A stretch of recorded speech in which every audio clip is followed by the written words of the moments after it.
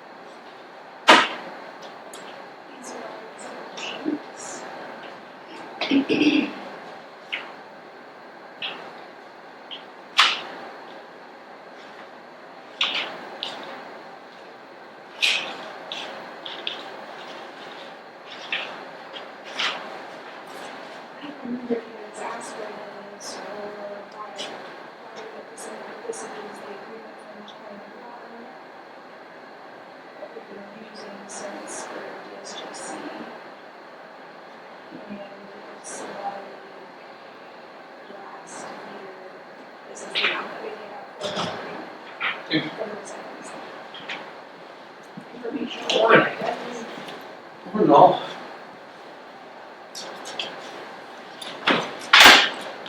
You in trouble? Always.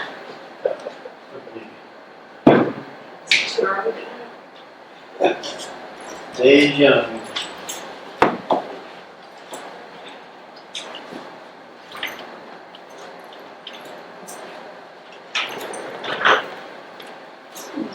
Sure. Problem.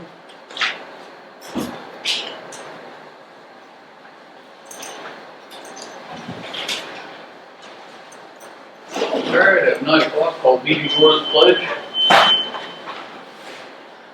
I pledge allegiance to the flag of the United States of America and to the republic for which it stands, one nation, under God, indivisible, with liberty and justice for all. Thank you. Entertain a motion to approve the agenda as presented. Second. Been properly moved and seconded to approve the agenda as presented. Any further discussion?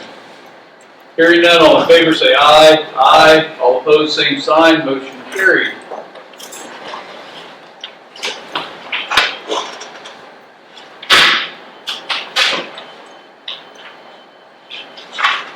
Question about the agenda. Is this KOMA training? Is there somebody from EG coming here? Yes. Okay. I'm just worried that I was gonna have to do it again. No. Just here. Yeah, there is, do you have a copy of that? Or it just needs to be signed? I think that I gave it to you one day and then you guys kept it. But let me see if I can find it. I gotta fix it. Okay, well, It should be better. I got a different mouse. I just got you can plug it in. So.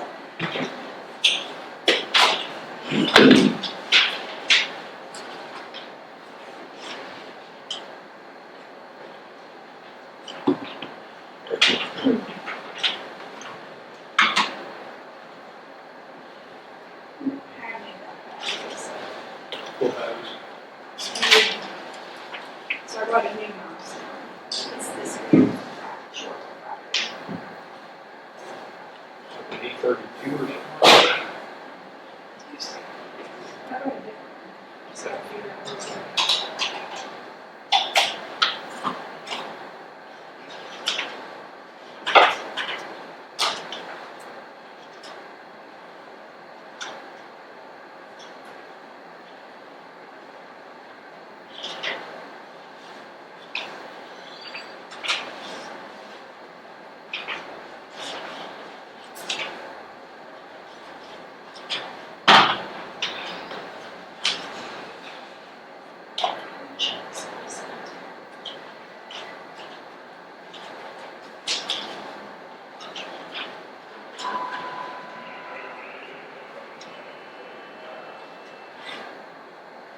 These all just need signed right there. It's just They've it's just already one. It's just like Oh, for the fifth book. yeah, they paid.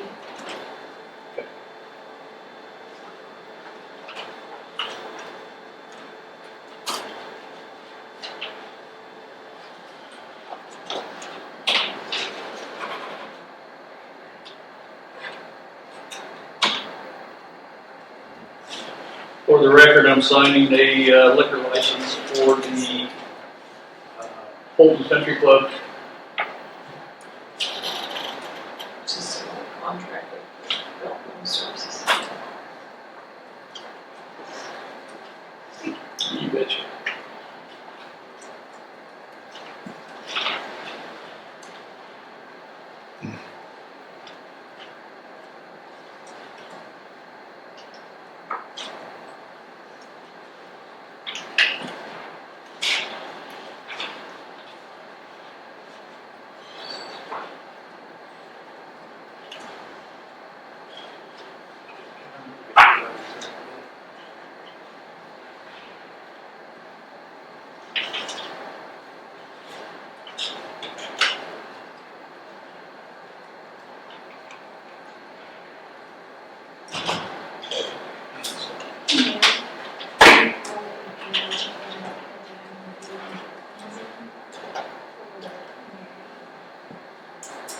So the date should have on it is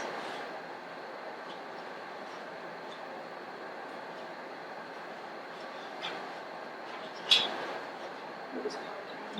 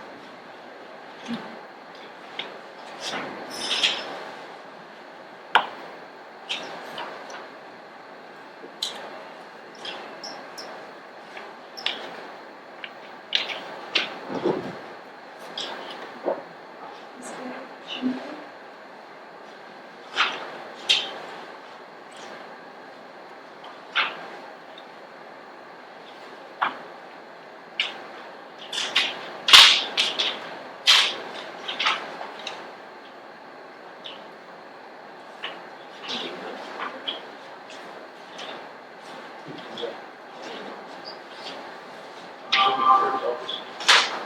I have no idea which way. And then do you know about the evaluation?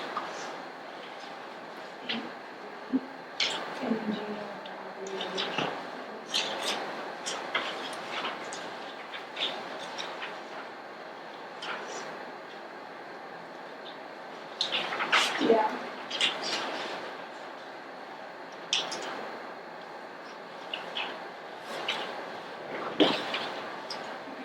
And can you turn this to the business or what's your computer password? Yes.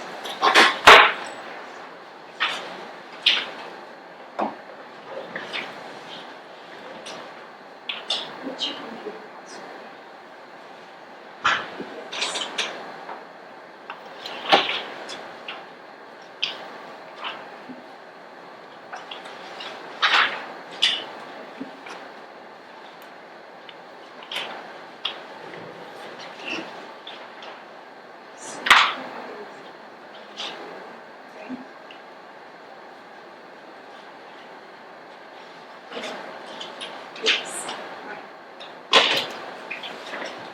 Is it Ira the boss, number one? She got me password, so I was like, what's that? Is it Ira the boss, number one? She did not create Or Joe?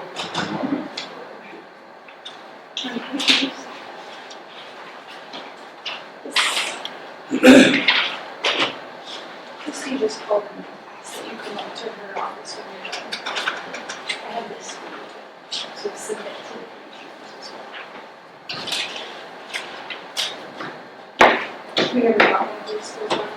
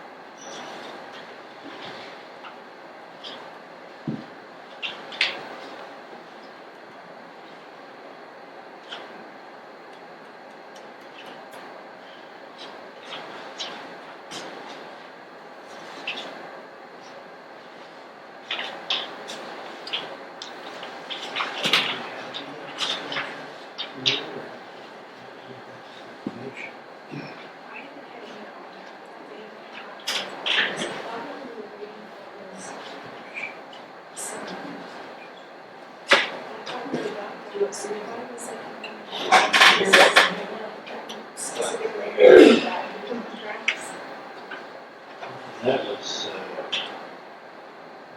doing that with the EagleView. I thought there was something that you did at all. Yeah, there's a Charities probably. standard organization. That was a contract for 5 years ago. And commit to that, or permission to that, and that, I don't know. Look over that. That's what I thought. They, because they're going to draft agreement, so. And I was recently, I haven't got anything. Teed up. It's a good agreement.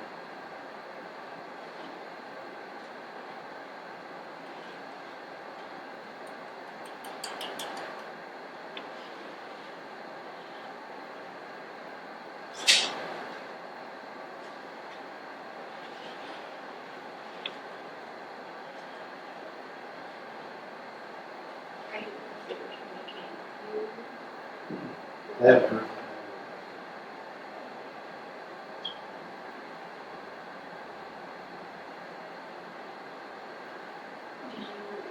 Do we have that, or do you want to send that to Christie so that we can send that to them?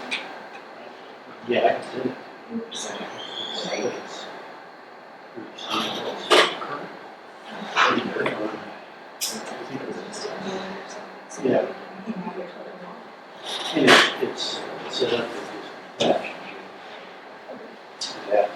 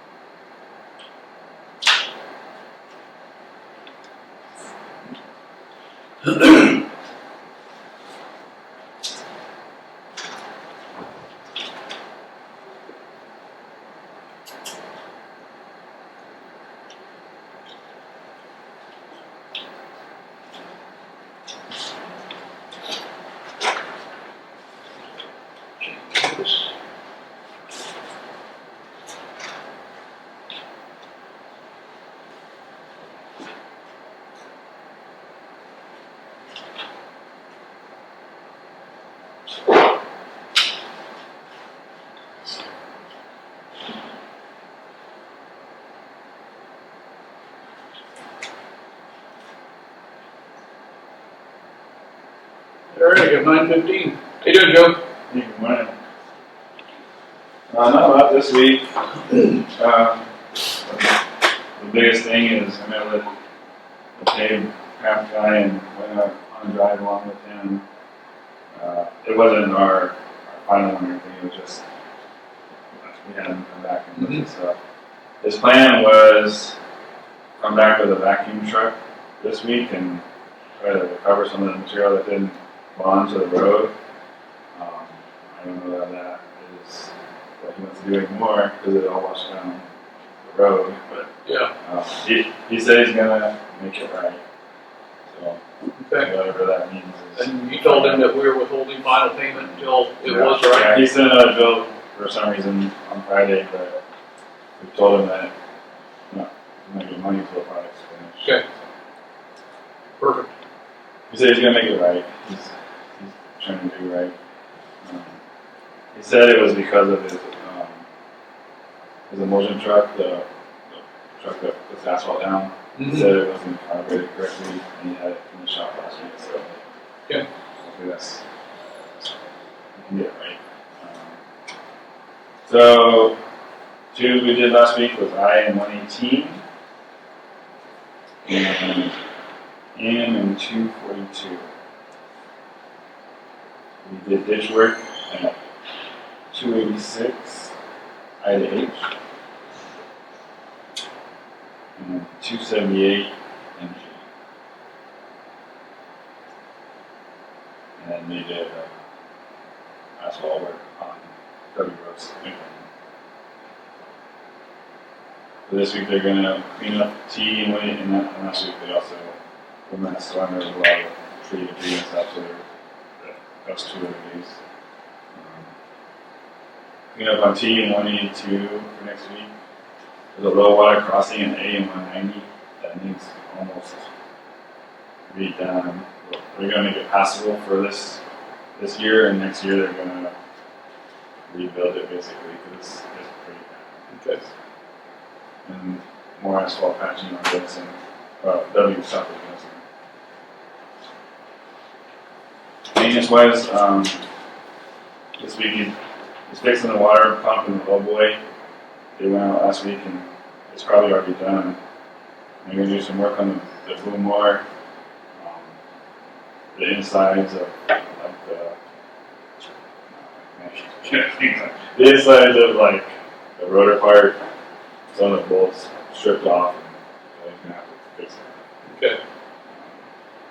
And then he's just gonna do routine oil change and maintenance type stuff until something comes up. And then tomorrow is our safety meeting. It's gonna be over sex harassment, like one of the mandatory, it's either K-Camp or mandatory, or maybe both, it's required for them to do it. So we cover that tomorrow. Okay. All right, this driveway access, it's all good, everything, you're happy with it? Yeah. Okay, go ahead and sign that.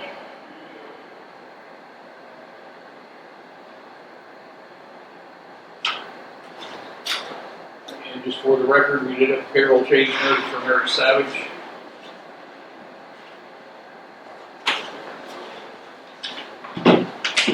All right, well, I guess we've addressed the big one here. I've got your letter of resignation, and I really, I will accept it with regret.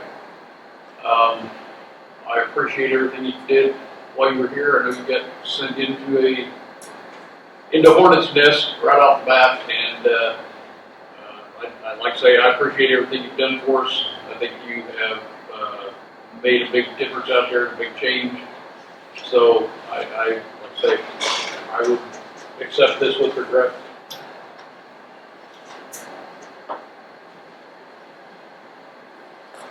Your effective date on that, I can sign it. What's that? I don't want to be, is it your effective date, is it immediate or is it? No, September 5th. Okay. September 5th. So That's noted as. let's see, we need a motion to accept this resignation. Yeah, with the. So moved. Second.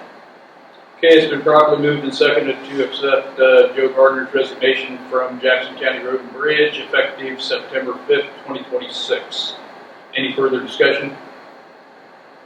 Hearing none, all in favor say aye. Aye. All opposed, same sign.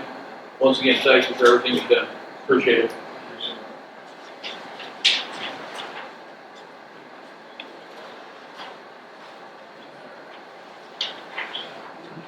All right, I can't think of anything else. You got anything else? I don't have anything. Thank you. All right, thank you. I appreciate it.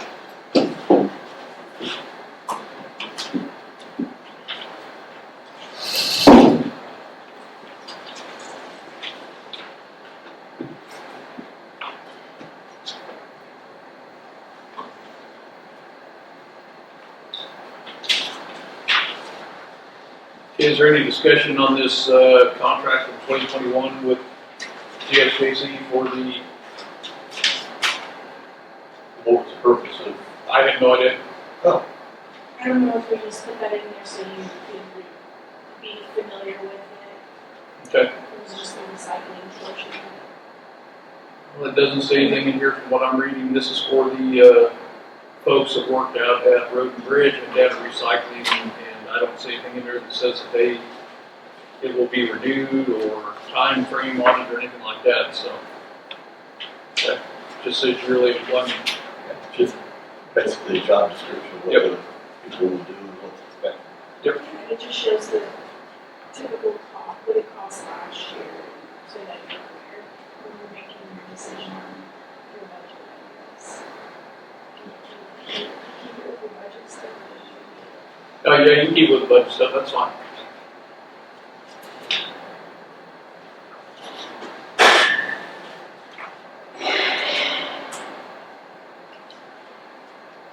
And maybe we'll reconsider it next year, that's what I'm saying.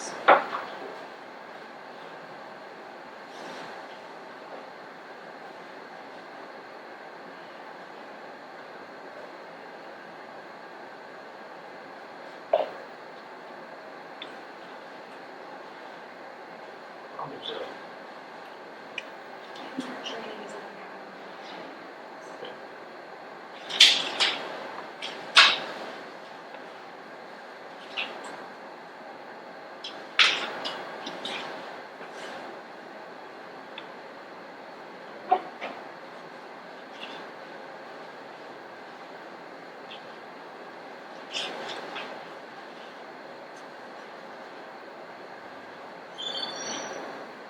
we'll start with 11:15. 11:15. So we'll wait for that and talk about it in the agenda.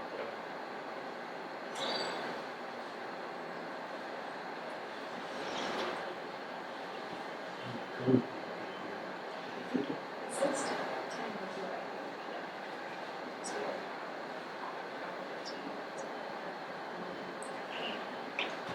make sure I have my HDMI. That is in the folder there, so. Yeah, it might be, it's pretty big and long. Yeah, I think it used to be on here. It used to be. It might be next door, though, in Memorial Hall.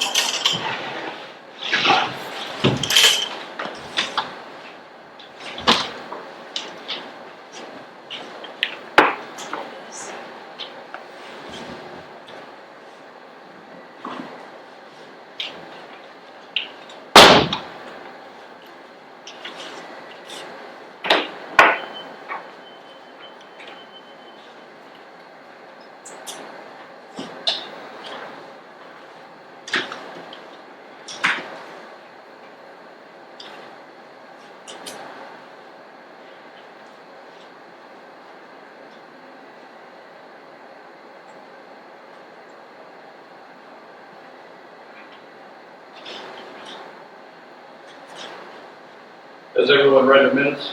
Yeah. I did see one change that I would like made on the third page. Fifth line up from the bottom. Kelly stated employee benefits and further explained that they have burned through their cash reserves by staying revenue neutral election Regis last year. Because we were not revenue neutral the year before that, so. That is correct. We did it again. Just saying. It's back on the scooter. 17. Which page? Third page, Bottom. fifth line up from the bottom. That should just read by staying revenue neutral last year. Okay.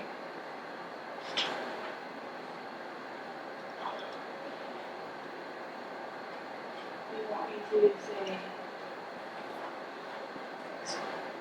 last year? Actually, Close to revenue neutral. it would be revenue neutral in 2026, this year. Yeah, this year. The current year. Revenue neutral.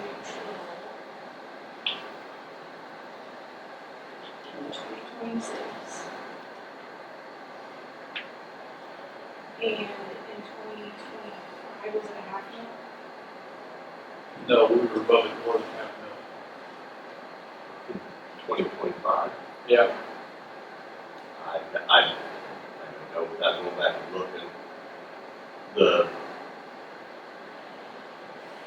what, You probably don't need that. Okay. I would not think you need that. I mean, we're just I talking about. just changed the way that's worded. we were revenue neutral for 1 year. Yeah. That, this is the current year, 2026. Yep, thanks. All right. I'd entertain a motion to approve the corrected minutes of August 17th, 2026. So moved. Second. Okay, it's properly moved and seconded to approve the corrected minutes of August 17th, 2026. Any further discussion? Hearing none, all in favor say aye. Aye. All opposed, same sign. Motion carried.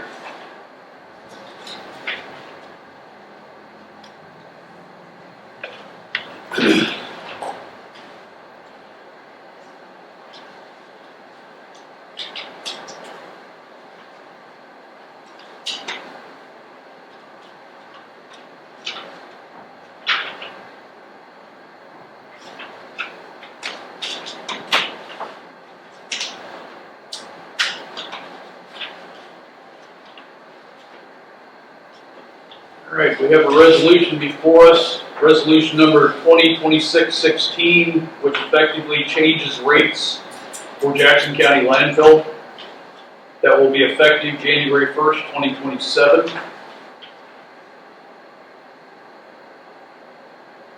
would entertain a motion to approve. Would you like to read it? You want me to read it all, or you guys want to read it?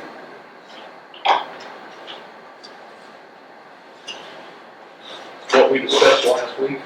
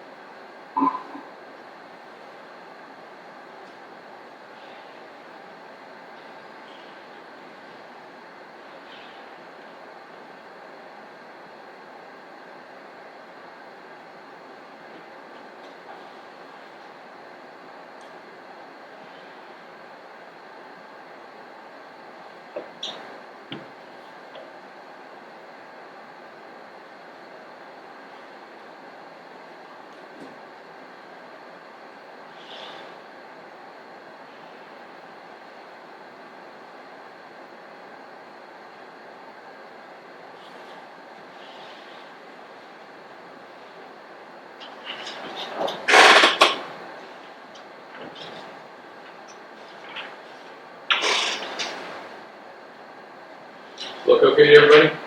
I'd entertain a motion to approve. Second. It's been properly moved and seconded to approve resolution number 2026, addressing rates for the Jackson County landfill effective January 1st, 2027. Any further discussion? Hearing none, all in favor say aye. Aye. All opposed, same sign. Motion carried.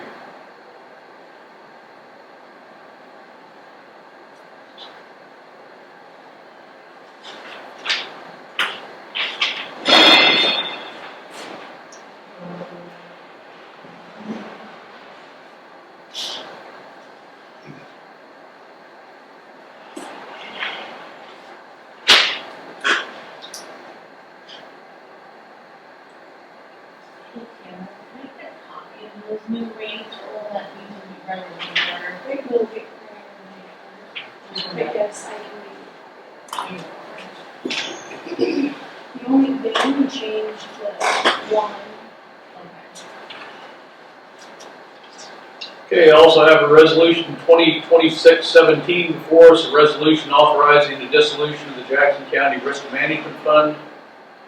I'll pass this through and let everyone read it.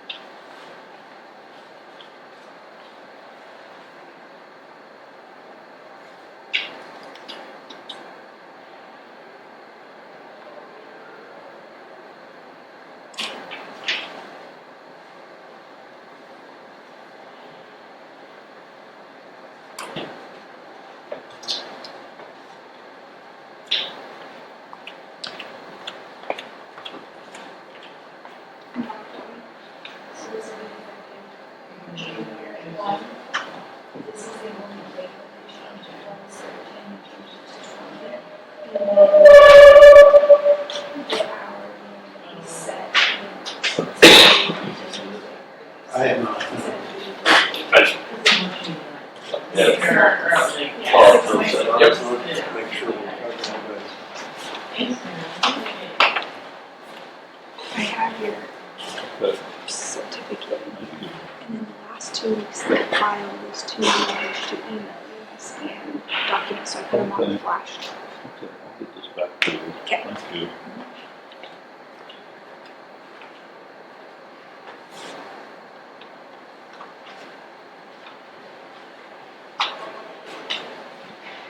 Was the general reserve fund, capital improvement fund?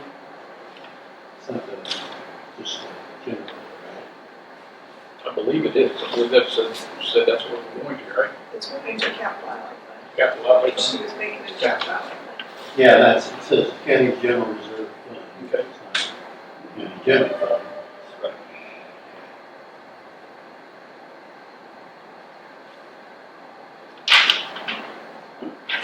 It gives us more flexibility to be able to utilize the funds and not be restricted in the way it was set up.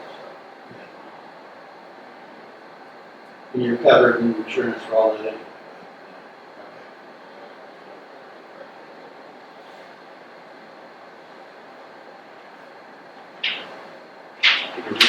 I couldn't remember what it was. Okay, so I would entertain a motion to approve resolution number 2026-17, a resolution authorizing the dissolution of the Jackson County Risk Management Fund. So moved. Second. Been properly moved and seconded to approve resolution number 2026-17, a resolution authorizing the dissolution of the Jackson County Risk Management Fund. Any further discussion? Hearing none, all in favor say aye. Aye. All opposed, same sign. Motion carried.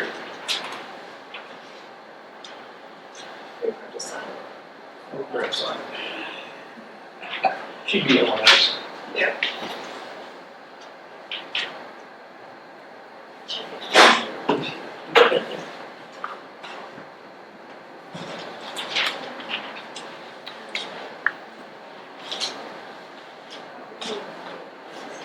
$4%, 24%. I was wondering if that was That's the last one. the last one. The last one. So we also have a resolution number 2026-18. Yes.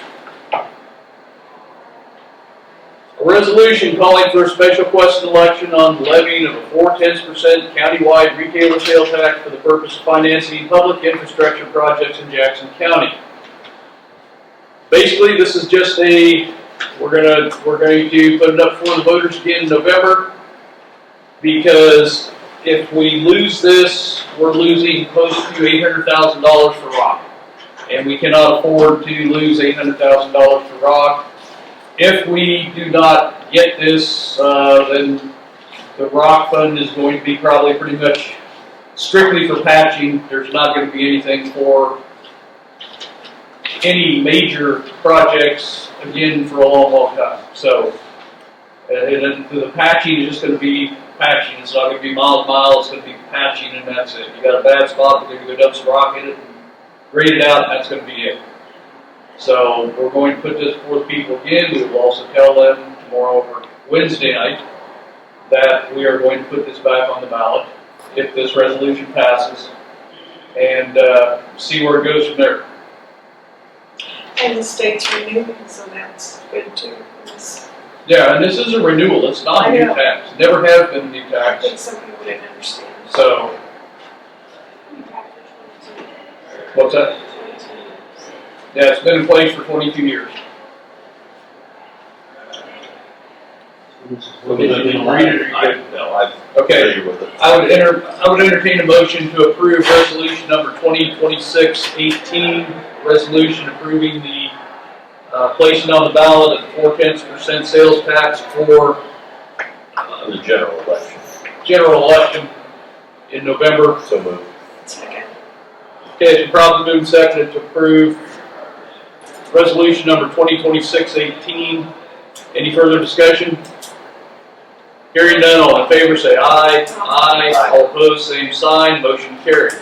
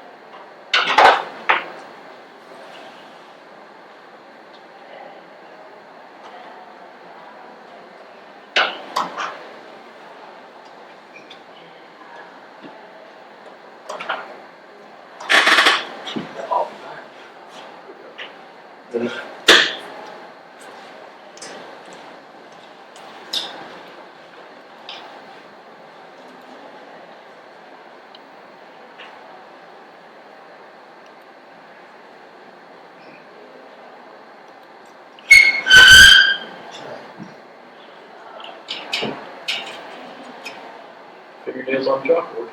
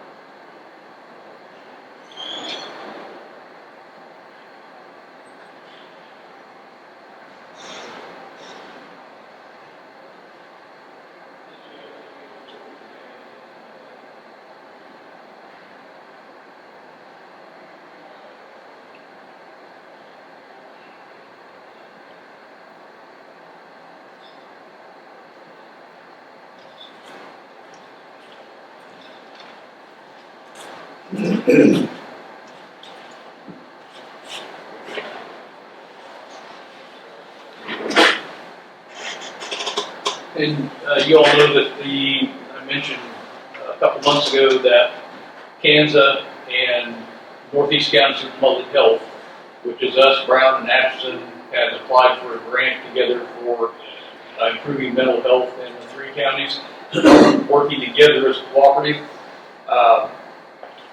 We did get the grant. I announced that day, and the state has reviewed everything as far as all the legalities of it, and they're happy with it. So I was just reviewing. I've got some documents signed here as my role as chairman of the board of Northeast Kansas Public Health. So I just wanted you guys to know that that is moving forward, and so I think it'll be a good thing for the three counties. So just wanted to let you know that.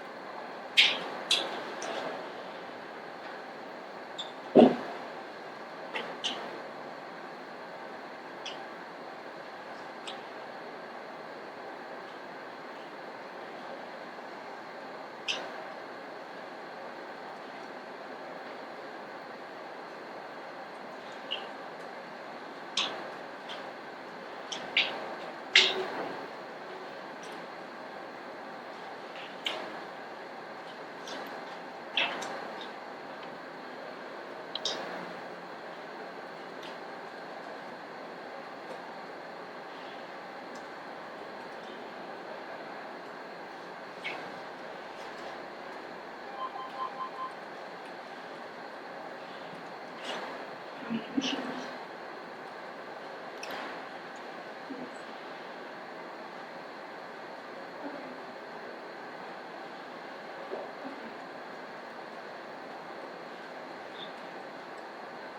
No, come in here.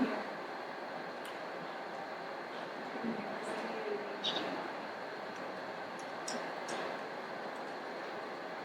I did.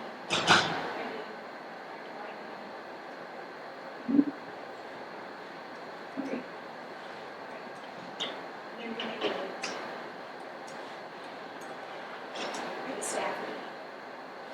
Yeah. The running bikers, Okay. the train drivers. Yeah. Oh joy.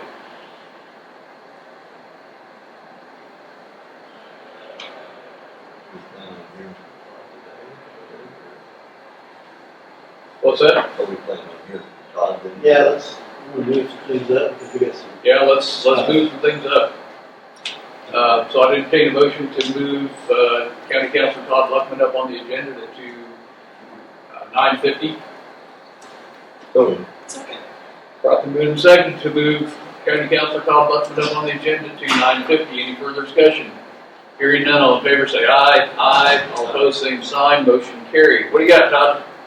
Okay, well, first, just housekeeping. We need to sign the consent order. You already approved this, it just needs to be signed. So that the prior consent order we had, didn't have you guys sign it, so I don't know why this is different. We're here to serve. Let's see here. The property that remains in ownership after tax sale was The highest sealed bid was $3,800 by James Gamerson. Has received, I just probably said you guys could move to accept the bid and ask you to be there. I think we did accept. Yes, we Last did week. last Oh, you week. did? Okay. It's in the minutes. Okay, so we'll just prepare a deed for you guys to sign. Okay, there is no place on here that I see for us to sign. That's on the back page. It's on the On the very back,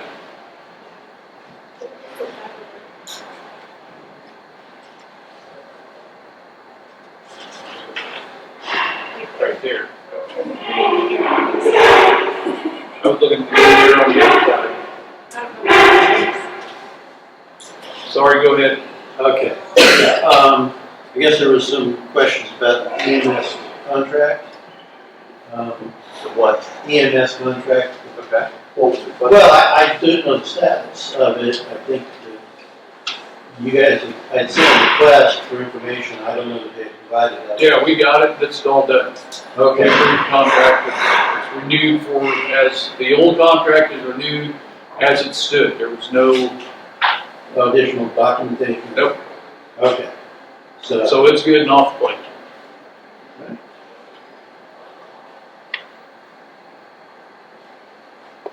okay.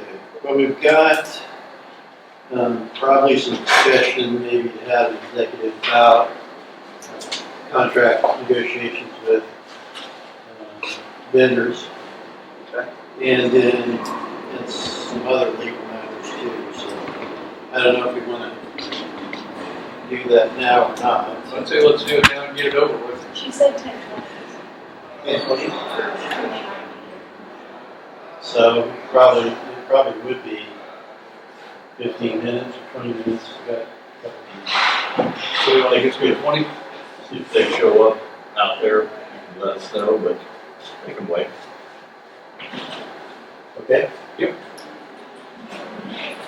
Let's say 20 then. Attorney-client privilege, contract negotiations.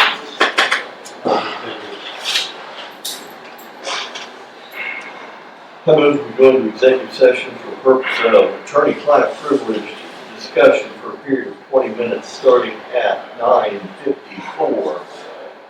With the meeting reopen at 9:14 in this room, chambers, for the purpose of discussing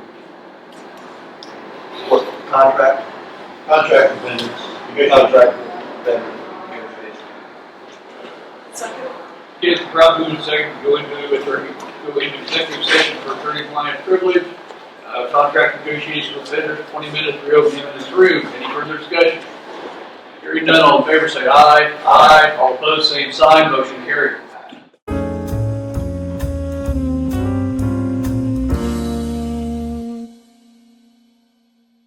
That's $200. It shouldn't hurt that much. Come on in. It's cooler out there.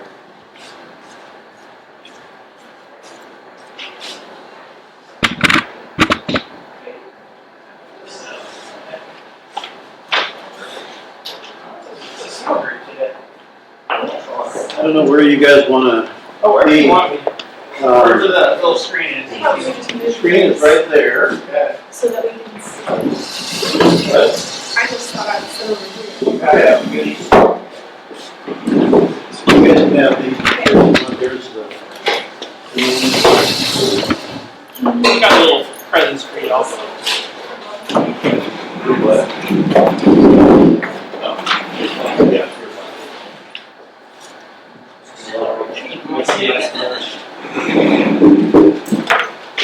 Every year we go to state fair, people talk about investment in wholesale. Yeah.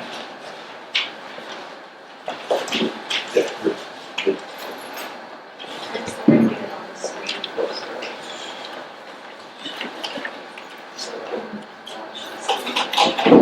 I can do that.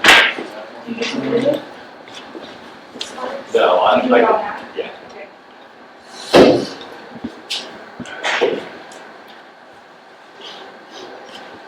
There it is. Thank you.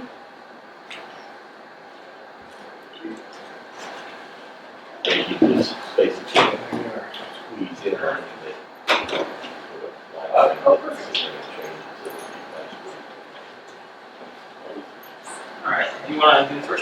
Before we begin, I'd like to make a statement if I could. I just want to state for the record that this KOMA training is not due to any violation of the Open Meetings Act, Open Records Act, due to the Jackson County Commission findings that you guys found. This KOMA training is basically for a technical violation of the extensions that we did and how we stated it. For executive session. Yes. Oh, you know. So I just wanted to make that statement for the record, and there was no KOMA violations, there was no KOMA violations, and that's what this is for, so. Okay, so technical education. Yep. Okay. Very good. I think running in and out of the place. Go ahead. Alrighty, you got one again? Yeah, you're good. Hey, good morning. I Morning. apologize for the tardiness. We had a staff meeting this morning, and they got started 30 minutes late, and we just kind of roll with things here. So we'll adjust for this afternoon's trainings as we go along. But I'm Matthew Gessler. I'm the Administrative Counsel at the Office of the Attorney General. I teach the KOMA courses, the FORA courses, governmental ethics and transparency courses. So I have 3 course offerings, 3 genres. I also have a 4th course that I teach on open government for law enforcement. So today we're doing the introductory for the Kansas Meetings Act. So it's we'll just go through the data basics of what the KOMA does, what open meetings look like, and we'll have a kind of an in-depth discussion of the executive sessions. I will tell you about 90% of governing bodies I go to always have trouble with executive sessions. And the good news is we have a new manual out, our 2026 Kansas Guide to Open Government, our Citizens Guide, has a new section on model executive session motions, so you could just read it right out of the booklet. And so I think that was a long overdue piece of information, and so that will be a very helpful thing. It's on our website, ag.ks.gov. If you would like me to email it to you, I'm more than happy to email you a PDF copy of our packet. It's a very nice publication, and we just came out last week, so it's a very nice thing. We're very happy to do that for you. And so this is Chase. He's our administrative intern for this semester. And so he's been learning all about the KOMA. Can you imagine how fun that is, right? Oh, yeah. And so he's been helping me teach some classes as part of his enrichment and education process. And so I still do KORA, because KORA is a very complicated issue. A lot of folks are very curious about. But KOMA is one, I think, the more the merrier that can teach it and learn about it. So Chase has been doing a good job. So we're going to tag team this today. And so I'll let Chase start with basics, since once he gets to executive session materials, I'll go into more detail. So Chase, you can kind of find a good spot for you. And If you guys have any questions too, feel free to interject. We don't just forget a question at the end, so just feel free whenever it comes up in your head, ask. Maybe all slides should answer it, but if you have a question, just go ahead and feel free to ask. So. Yeah, just real time ask your questions, because I'd rather you not forget it, right? And so we'd rather you know in real time get what you want to know asked, and that's kind of how we look at this. So Chase, can you start on the first part of the presentation? So who is subject to the Kansas Open Meetings Act? So really the easy way to think of this is anybody who's grouped into that political and taxing division of the state. So all legislative and administrative bodies and agencies, political and taxing subdivisions, any subordinate groups as well, receiving whole or partial funds from the public. Subordinate groups is not defined, but basically it's most commonly seen from creating some sort of sub-commission that you have within your county or city. So.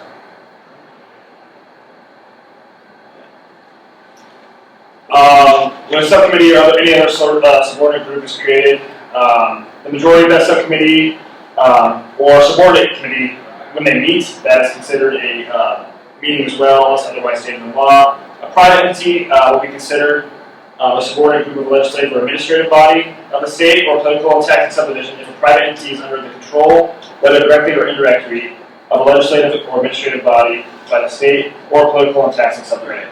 And so this slide right here is brand new law from July 1 of 2025. It's a much newer component of the KOMA.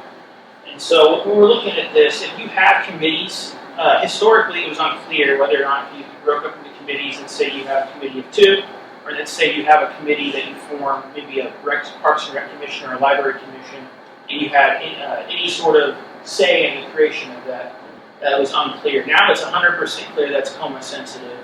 And those bodies are going to be subject to every aspect of the Kansas Open Meetings Act. And so it was more questionable in some of these city councils that maybe they have 7 members on their council and they divide into committees of 3. a committee of 3 was like, oh, is it going to be KOMA sensitive? Well, it was unclear in many respects. Now it's 100% clear every single time those governing bodies are going to be KOMA sensitive. And we saw over time there would be some private entities, like the city of Lawrence works with maybe the Humane Society, and they work with a homeless shelter. And those entities do a lot of the work, and they have their own governing bodies. So because they're fully contracted with the city, their governing bodies are under the indirect or direct control. They can cut the funding at any time. And so those governing bodies, even though they're private organizations, are also now KOMA sensitive. You see the nexus there? But just because you pay someone to mow your lawn, and they come mow your lawn, their board of governors or however they do their corporate governance, it doesn't make them their staff meetings open to the public, right? You see the difference in distinction there? And so that was a new law that took effect July 1, 2025. A lot of changes, predominantly the KORA, Cancel Open Records Act, but the KOMA had some modifications as well. And we'll see a few of those components really emphasized, in particular the live streaming of meetings. That was a huge change that we'll talk about. So we're going to talk about what a meeting is next, and Chase will put us on the 3 prongs of a meeting. So the 3 prongs that we kind of go through this test, it has to meet typically all 3. So any gathering or assembly in person, through use of the telephone or any other medium for interactive communication, so Zoom link, Google Meet, things like that, by majority of the membership of the public body or agency subject to the Act, and for the purpose of discussing business and other things related to that public body or agency. So, sometimes it won't meet all 3 of these, but I would still err on the side of making sure we're following this when it comes to that. The gathering assembly part of this 3-prong test, so if you may conduct meetings through telephone or other mediums, so conference calls, video, Skype, some of these other things I'm also not familiar with, but they may comply with the KOMA requirements. Informal discussion before or after a meeting or in recess will be subject to KOMA. Again, majority membership would also include that, but name of a gathering is irrelevant as well. So if you rename your county commission, your board, or whatever, it's still going to be subject to the same requirements here. And real quick, this first prong of the meeting test, really the operative term is any other meeting interactive communication. Because you know you have telephone. I can see this piece of paper, I can write notes, that's an interactive meeting of communication, I pass it around. A human being can be that interactive medium of communication, right? And so if I could talk to you, then I talk to you, and then talk to you. I've been the conduit of a meeting. I've talked to all 3 of you. I was the medium of communication. Isn't that kind of interesting?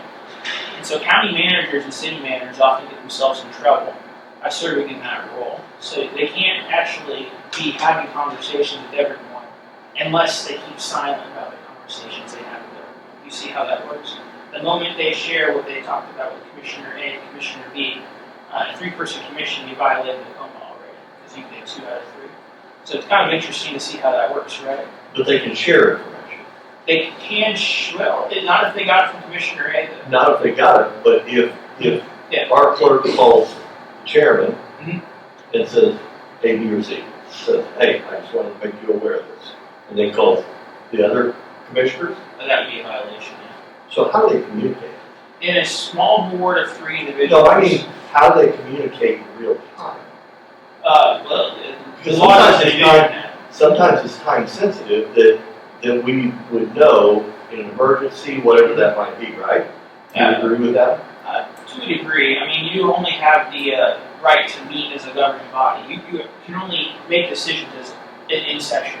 Correct. Only an executive branch official. Well, what I'm asking is if the 3 of us need to be given information, and we have a clerk who wants to reach out to us and calls him, her, and myself. So there is a caveat to that. It's not interactive communication between the governing body, because the clerk is just doing 1, 2, 3. Right. That's the moment someone, let's say B talks to A, after that communication, then it's over. The KOMA has been violated. But that's what I'm asking. How do we get communication from the staff? Because we're not here on a daily basis. Yeah.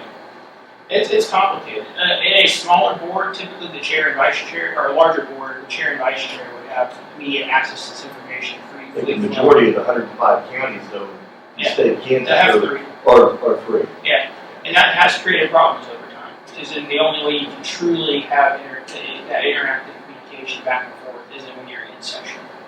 And that's just the way it goes. A lot of counties are switching to 5 and 7, and that's their right to do so. You have no obligation to do so. City councils who are smaller also struggle a little bit. Those township boards are just 3.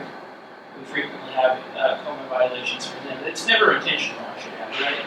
It's just the reality of the system that we have, which does not always produce the ability to have these conversations you may need. So if 2 board members go to church together, is that a violation? If you talk about the governing body's business, absolutely. Yeah, because that would be the discussion prong, the majority prong that we hit.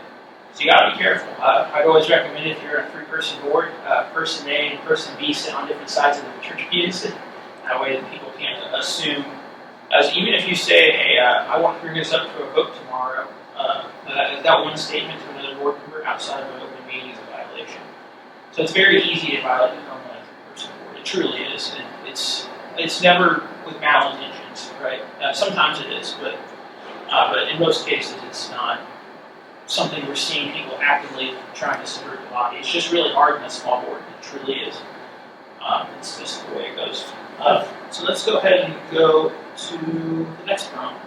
Yeah, and also another way we've kind of seen that people not get around it, but you have the staff email the governing body, and through a blind carbon copy, and there's no way for anybody to reply to all. That's also another way that staff can communicate with all 3, and then there's no interactive medium because nobody's replying. There's no communication except from the staffer to the 3 members. Yeah, and that's a tool for the county clerk to use. As long as you don't forward to each other, I think the best assumption of those, any information provided to you by the county clerk, county manager, or county administrator, or whatever the position is, you should assume that they've done a blind carbon copy so you don't share amongst yourselves, right?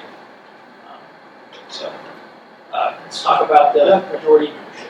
So majority membership is pretty much simple. It's what it is. It's majority. It can be very different than a quorum, but we'll go on to the 3rd prong. Yeah, a quorum sometimes is the same as a majority, though. I imagine your governing body 3, and your quorum's probably 2, right? And so yours is synonymous. There's some governing bodies. The city of Olathe has 7 members. Their quorum is 4, and their majority is 4. There's some governing bodies that have it a little different, though. Let's say you have a city council of 5 members plus a mayor for a total of 6. 3 out of 5 would be a quorum, so they have 5 council members, and the mayor serves as an executive. But the mayor, for purposes of KOMA, counts as a council member, and so you need 4 out of 6. So you see how the math can be a little different depending on the circumstances. And so the discussion prong is the operative prong, and I'm going to let Chase give you an overview of it. So my main action, and voting is not necessary.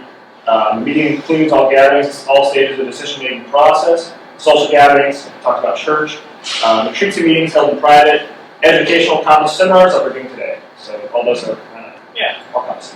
And so the discussion prong, this is what triggers it. You have A and B both present, because remember A is some interactive communication, and B is a majority of membership. C, you can be in the same room, so you have the majority, but you don't have the interactive communication or discussion. So you see how, even if you're at church, as long as you don't have contact with each other.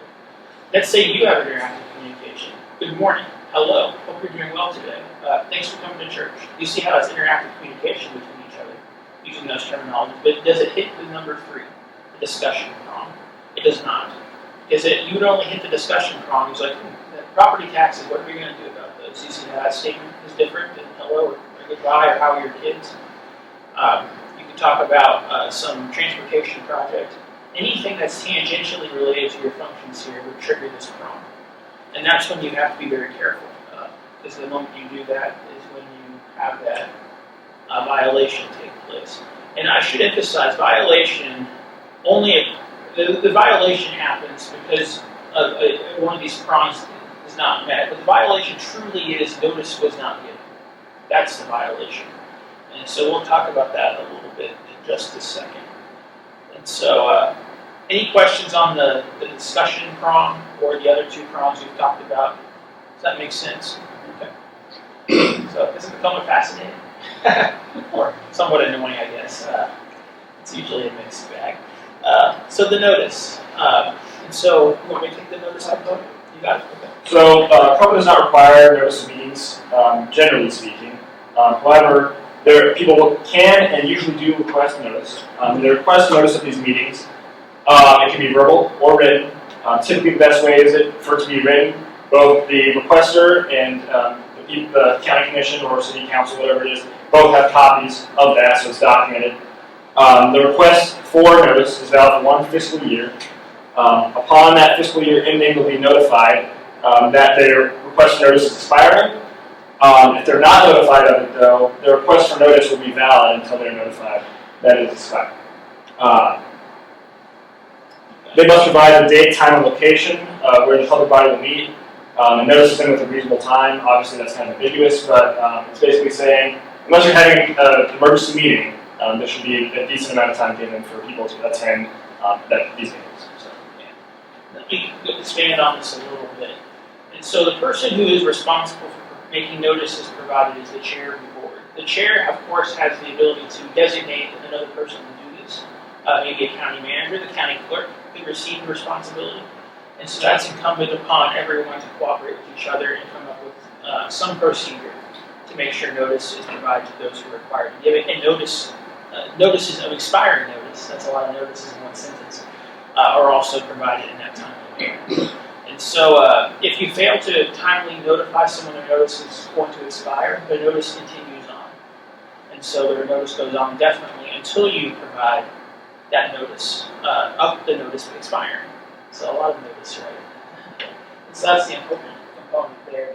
I also want to emphasize, as we talk about what a reasonable meeting is, reasonable notice, it means different things based on the circumstances.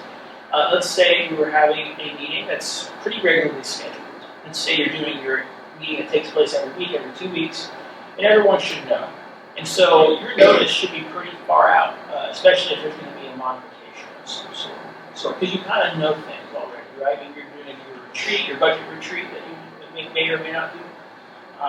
But if you're having an emergency meeting and you don't know there's an emergency until 24 hours before the meeting's going to take place, maybe you don't know the meeting's taking place until the actual same day. If it truly is an emergency situation, the KOMA understands that. And that means you can have that meeting and your notice will be very quick, right? It's quick for the commissioners too if you're doing that, I'd imagine, right? You're not planning an emergency meeting 2 weeks ahead of time, right? And so the notice requirement is circumstantial. It's a reasonable standard. So if those of you who are familiar with legal terminology, we have this reasonably prudent person, we talked about that when I was in law school. It's how a reasonably prudent person would assess the circumstance is how we would look at this notice requirement and when the notice must have been given. And so it's very fair, I would think. We're very fair in how we assess this. We look at the facts. If the facts do truly have an emergency, cool. We are very flexible and understanding of that. If your emergency was known 2 weeks ago and you just decide to have a meeting now, well, that seems a little more suspect, does it not?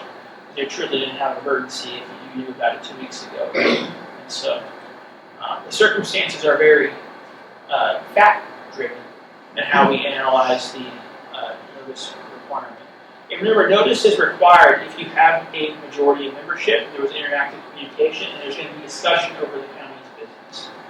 And so there's 3 prongs that we mentioned in the previous part of the presentation, meaning you have to do this. I also want to emphasize, if you're going on maybe the Kansas Association of Counties has their annual meeting, you're sending two members, your job is to provide notice that 2 or more members are attending that, or county clerk doesn't need to be included in that, it's only the governing body. But that notice is what gets you there. If that way the public is aware. If they're so inclined, they can drive and buy a ticket and attend the Association of Counties meeting themselves. But you see how you're clicking the box so the public knows what's actually going on. And they have the opportunity to take actions to participate in whatever gathering you're also going to. That's what we're asking with the KOMA and having the notice. It's just so the public has enough awareness so they can make arrangements to attend. And sometimes the county commissioners don't have enough time to make all the proper arrangements if there is truly an emergency. So I think that's a pretty good summary of the notice requirement. Does that make sense? Any questions? Yeah, what's your disclaimer? I see you have a highlight down there, but I don't see anything up there where your disclaimer is. That's a holdover from a previous slide. Oh, So okay. things have been adjusted since then, and just never got stripped off. Okay.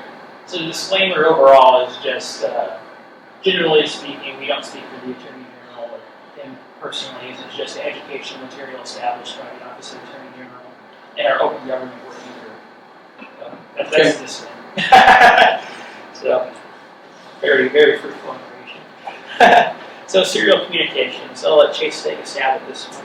Interactive communications outside of the notice meetings, maybe being under KOMA, if same kind of three-pronged test, majority membership of public body or agency, they share a common topic of discussion, and are intended by any and all participants to reach an agreement on a matter that requires binding action to be taken. So, again, emails, calls, things like that can be considered the serial communication.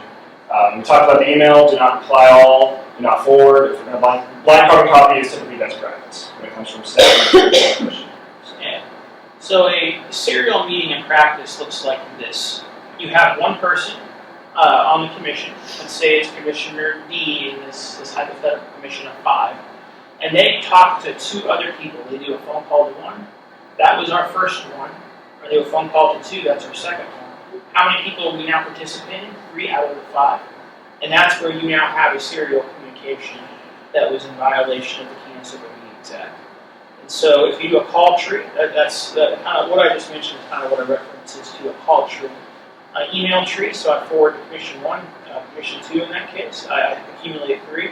Or if, let's say, a commissioner directs the clerk to, or this county administrator to also engage in that conduct, or the county attorney, or county counselor, the moment you obtain that majority by adding up a series of communications, therefore serial communication means series, and so you see kind of how that works out. So you're just adding up enough communications to get to the discussion that took place with the majority of membership.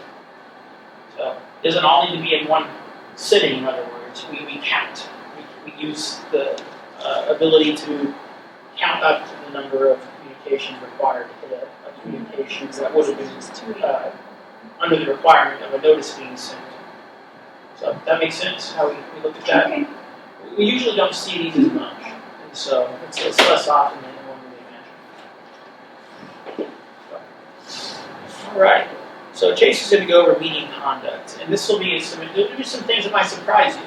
And if you see something out there that surprises you, ask the question. We want to make sure we flesh this out as well as we can, and so that way everyone's on the same page and they know exactly what their expectations are. Or in some cases, there won't be any expectations at all. And you're like, oh, I really thought I had to do something here. And so, Jason, hit us off, please. So KOMA has a common theme of kind of not requiring some things, but if you do create it, they have some outline. So speaking of that, agenda, you're not required to have one. If you do have one, though, must include topics planned for discussion if they're known. Could be amended during the meeting before, unless the statute or rule locally permits that.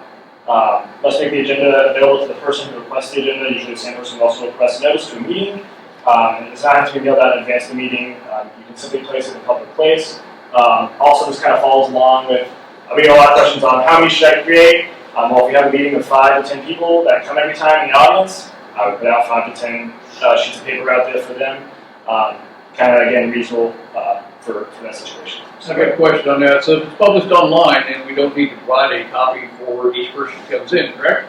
You would still need to provide it, because the expectation, if you have an agenda, you need to have it available in the room that the meeting is taking place.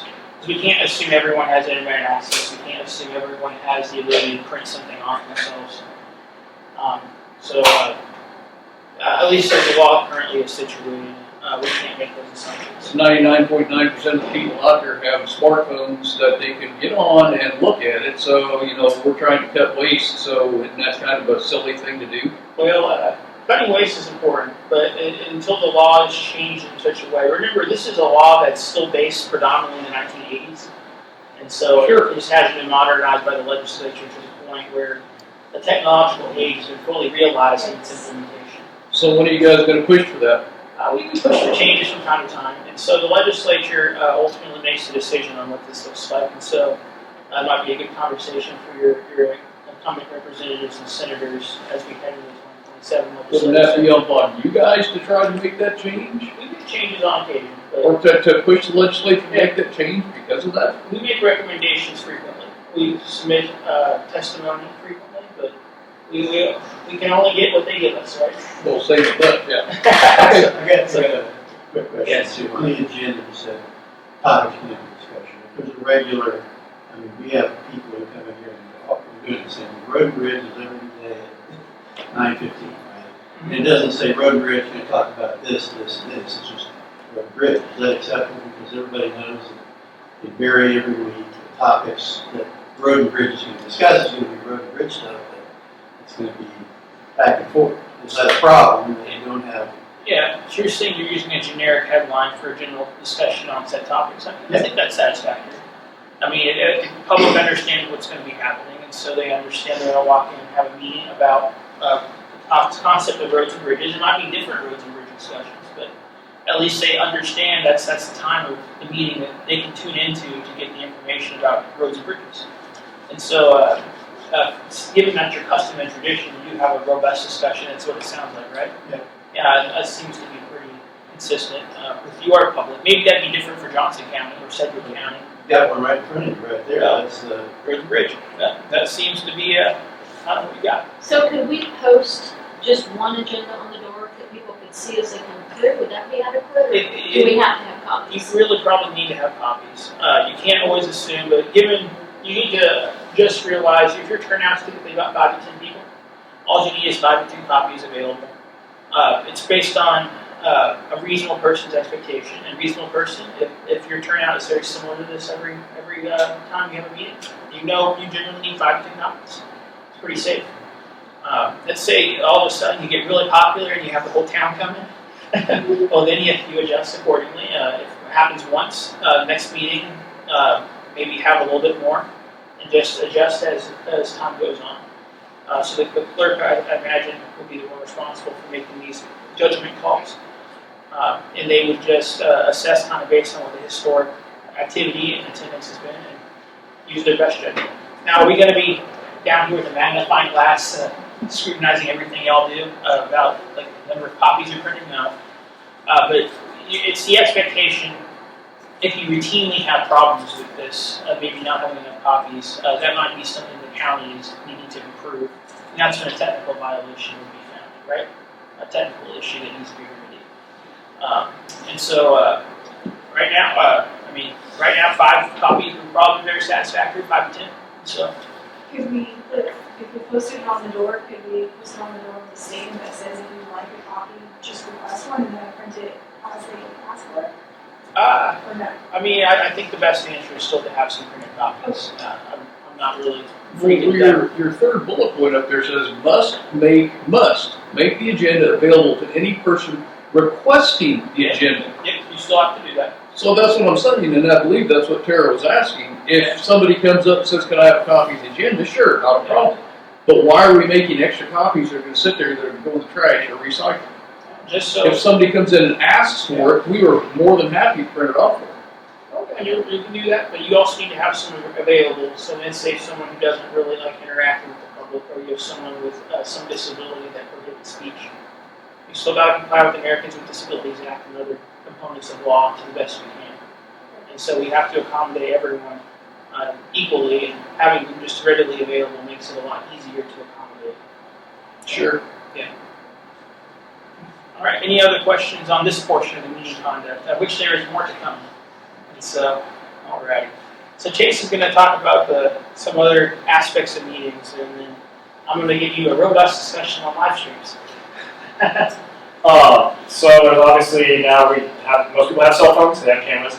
So use some cameras, photographic lights, and other recording devices. They can do that as much as they want, as long as they're not disruptive. So I'm giving your face to the phone or a flashlight or something, then we can talk about some removing them or whatever the next step is there.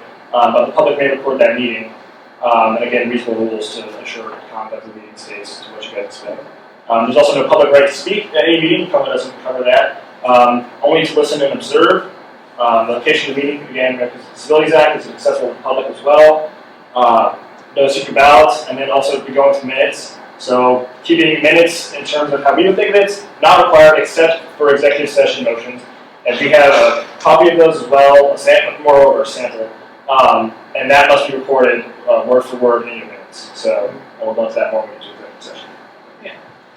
And So use of cameras, photographs, and all that, perfectly allowed as long as they're not being disruptive. If they're being disruptive, the proper way to handle that is to have a constructive conversation.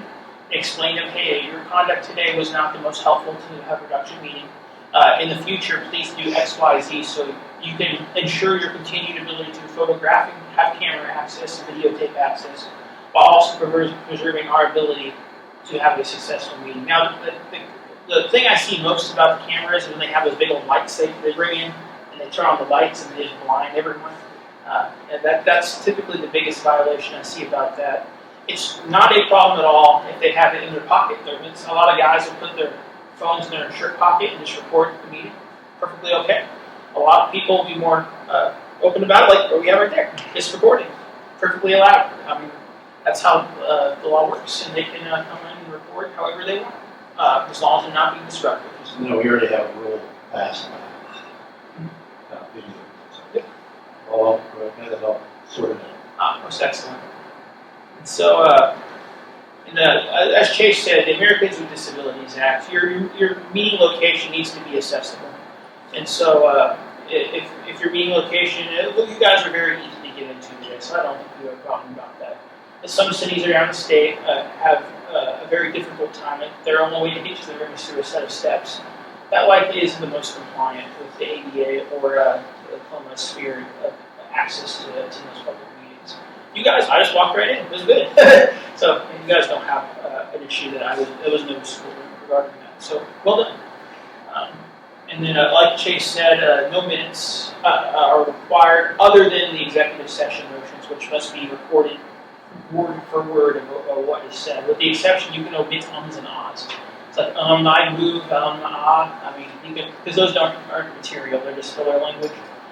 What is exactly said, other than the ums and ahs, has to be recorded in there, verbatim.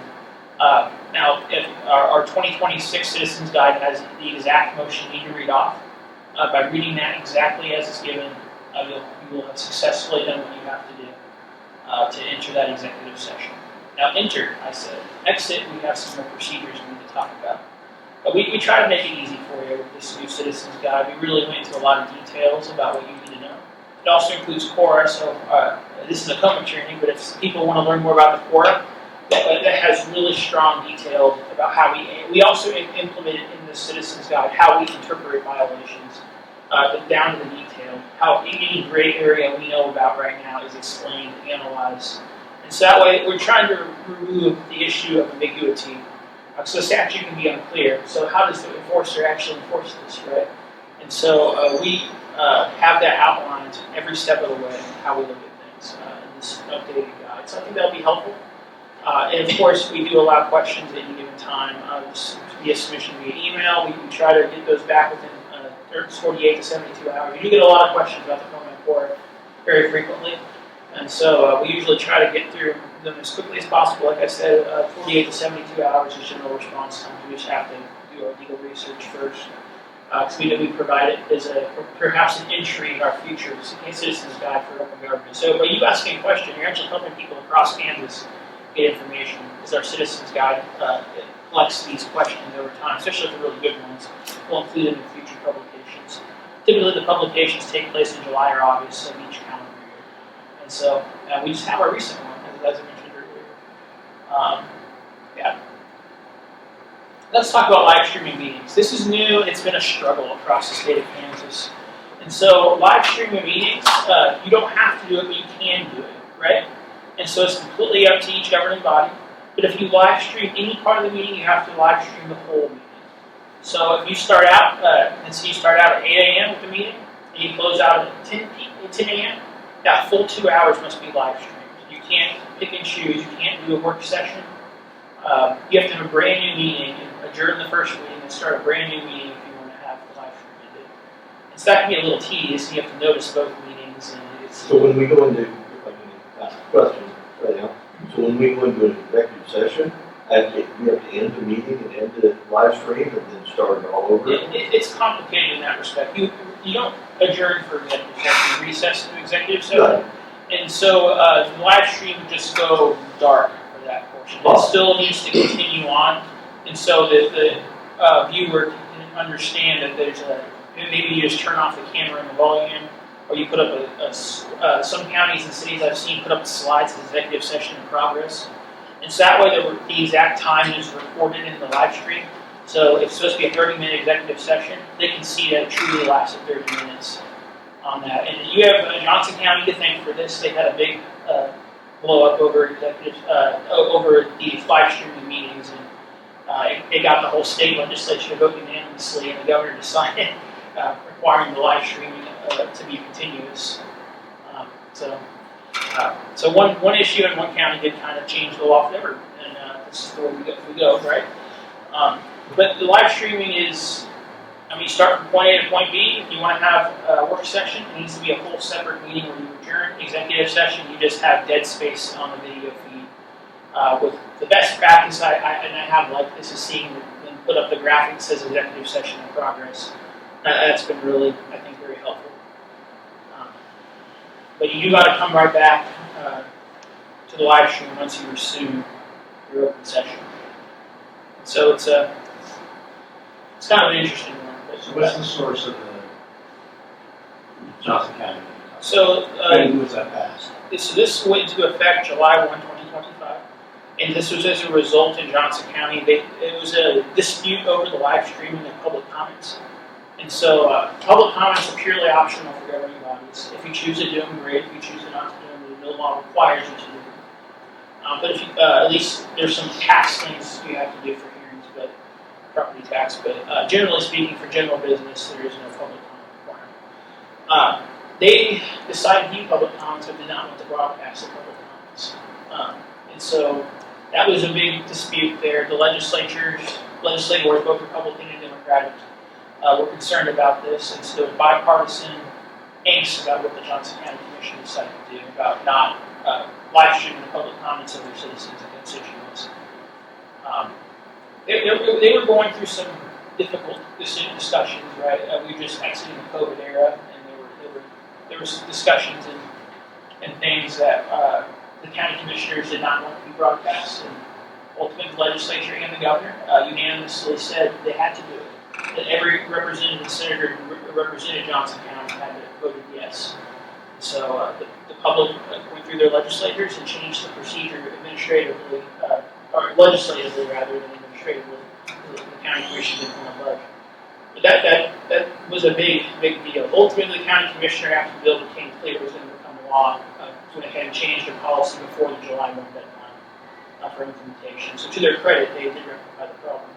But because of what happened in Johnson County, we now have this statewide broadcast, full live stream requirement if you live stream any portion of the meeting. So the history kind of makes sense of what happened there and kind of the result of it and how it's been implemented by the legislature. Any questions on that? Okay.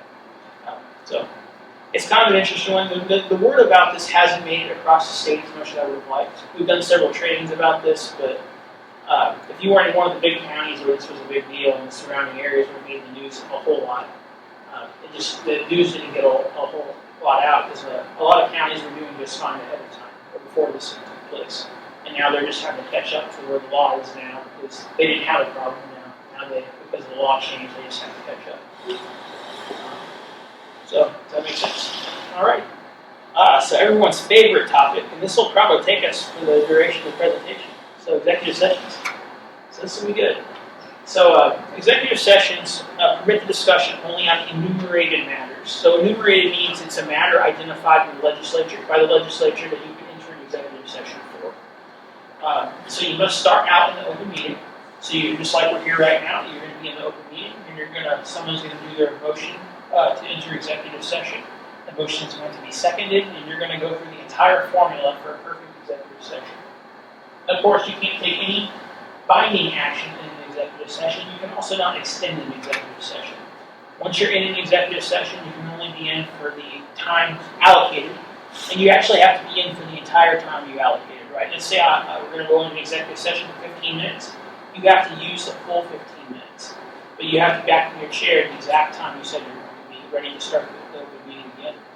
And so what happens here is you probably, let's say you go into executive session 15 minutes, minutes, you're only going to use 13 of that, and you're going to be sitting back in your regular chair for about 2 of those final minutes. That way you can all enter executive session again, if you need to continue it. You do the same process from scratch. Does that make sense? Okay.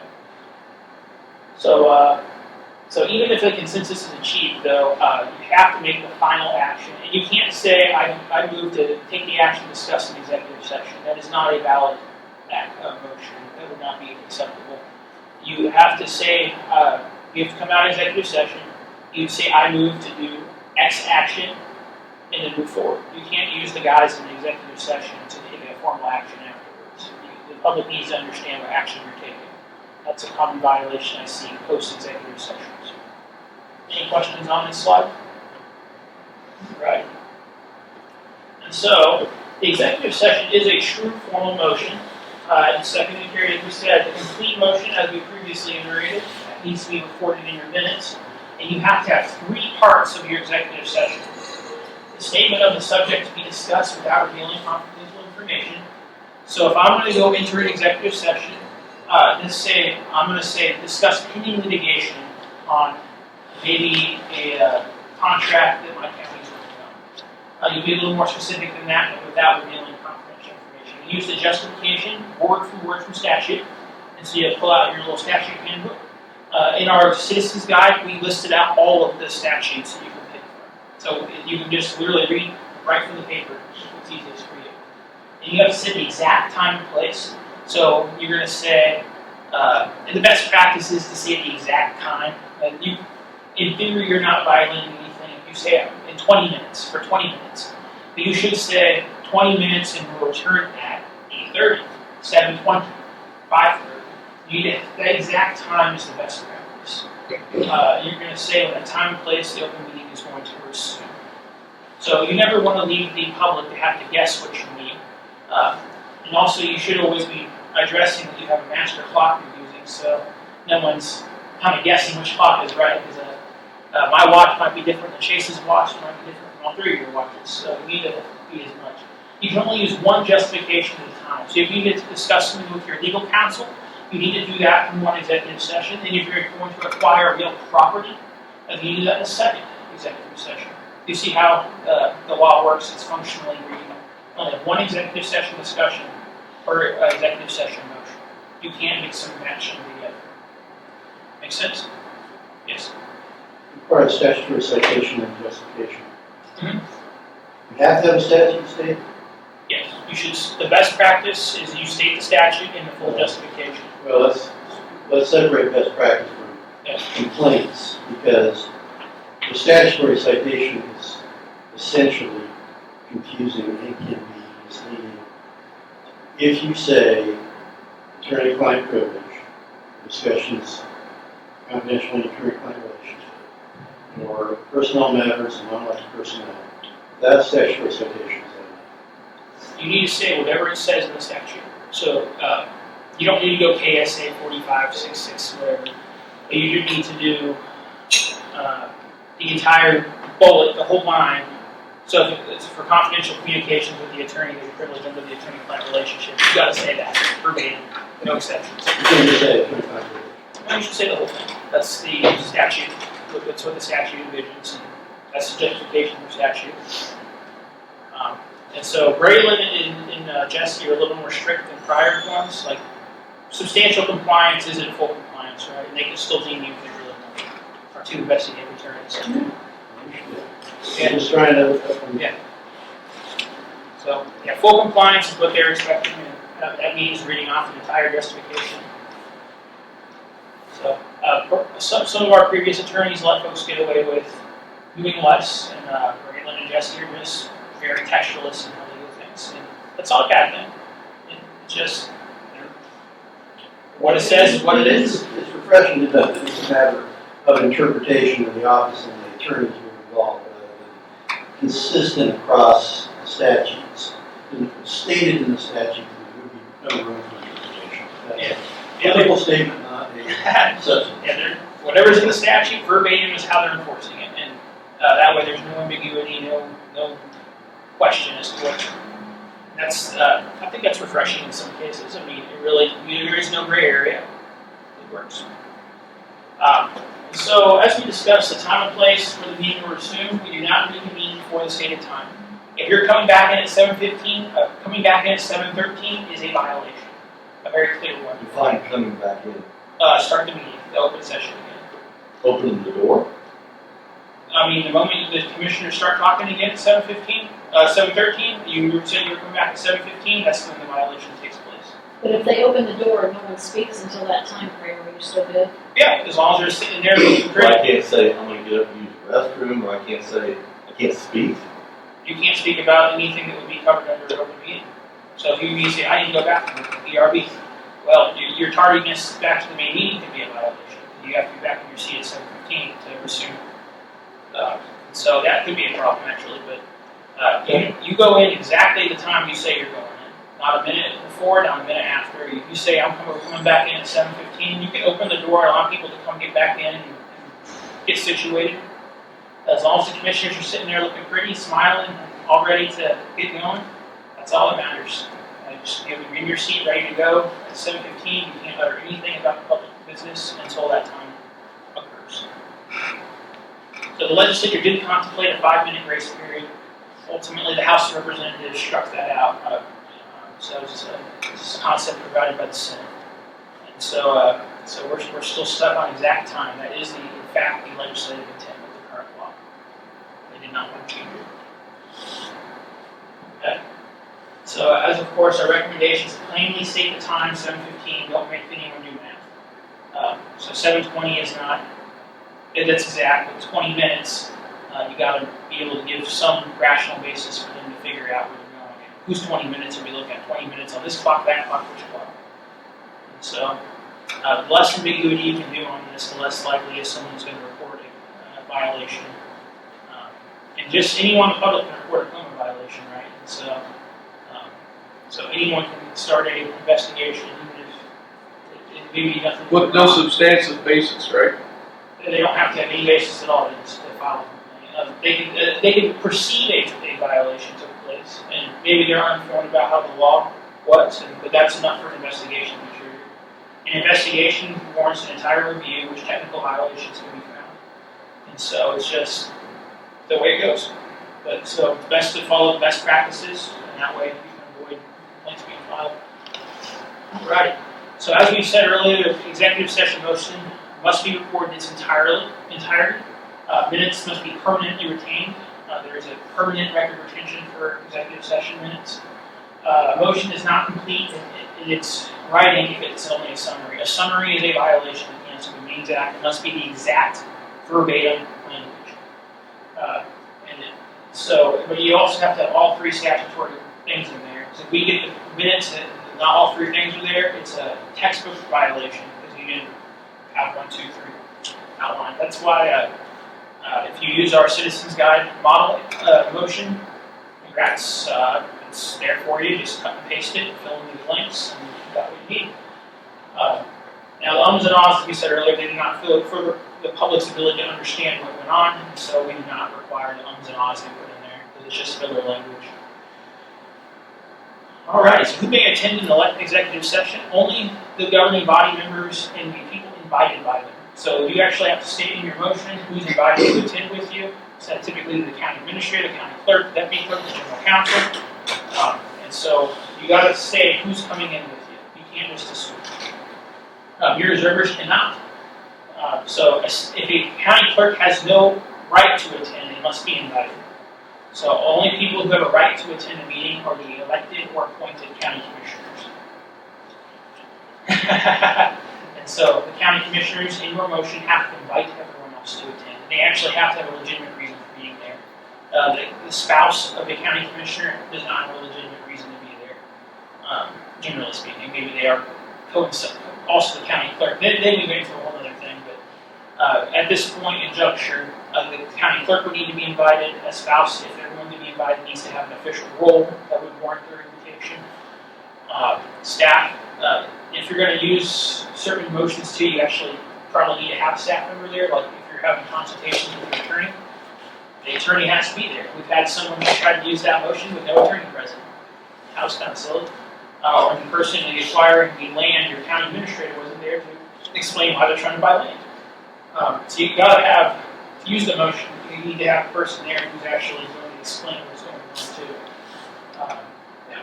Any questions on that component? We're done. We're going to be done pretty quickly. We're going to finish the executive sessions in just a little bit. We'll see. So these are our commonly used executive sessions. Personnel matters of non-elected personnel is a pretty frequent one. A non-elected personnel is if you're filling a vacancy on a commission board, or if you're in a nonpartisan body. I think you're all partisan everywhere but Johnson and Rondell County. I think that's right. And so the precinct people will take care of that for you, so you don't have to worry about that violation. But you're only going to be using this for staff. So that would be the county administrator, the county manager if you're in that system. Some counties do have that. If you're going to be hiring maybe someone to run the Parks and Rec department, that's where that comes in. You can do the resume review, you can do the interviews as a county commission in there. You can do a lot of things in there, but it's only if non-elected personnel. Who's in elected personnel? Clerk. You're not going to secret executive session under this one and talk to the county clerk.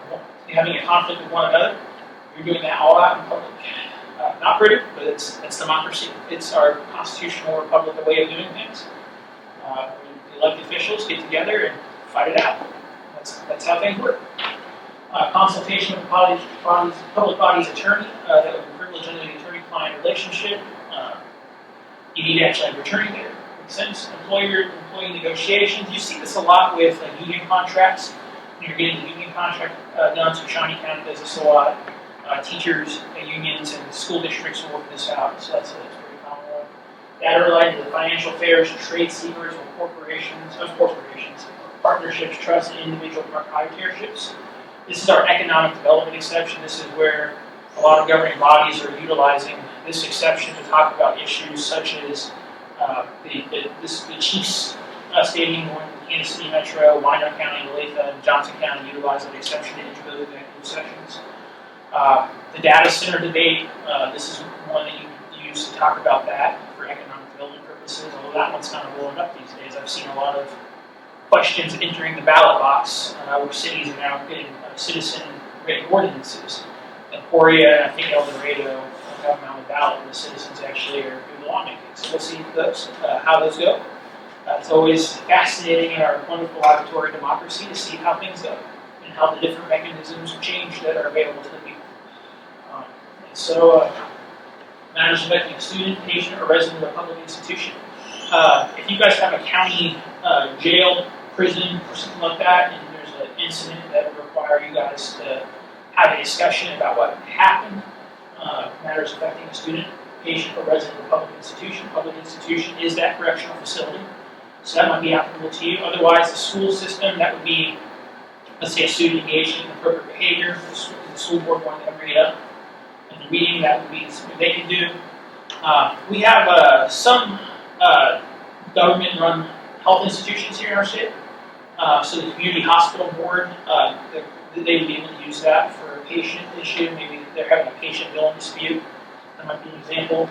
Preliminary discussions relating to the acquisition of real property and security measures. And so the last couple of slides, I'm just going to go through each of the individual of these in a little bit more detail so you can ask some questions. The bulk of the presentation is not concluded. It's just individual detailed notes and conversation about the executive session exceptions. Sound good?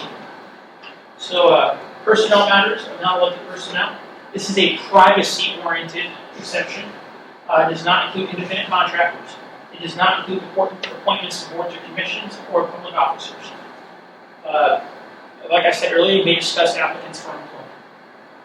Make sense? Pretty straightforward one. Okay, consultation with the public body's attorney for communication and be privileged with the attorney-client relationship. You must have the attorney present. If the attorney is not there, you cannot use this. Communication must be privileged under the rules of evidence here in Kansas, and no third parties may be present. And so the only people that can be in an attorney consultation are the county commissioners, the county administrator, and at times the county clerk. Anyone else has to have a direct nexus to require that attorney representation. And that one's very strict because the attorney-client privilege can be broken, and then once it's broken, that's not good. That means a lot of your communications will be subject to discovery and things like that. You just don't want that. It's not good for your county, it's not good for your county's legal predisposition.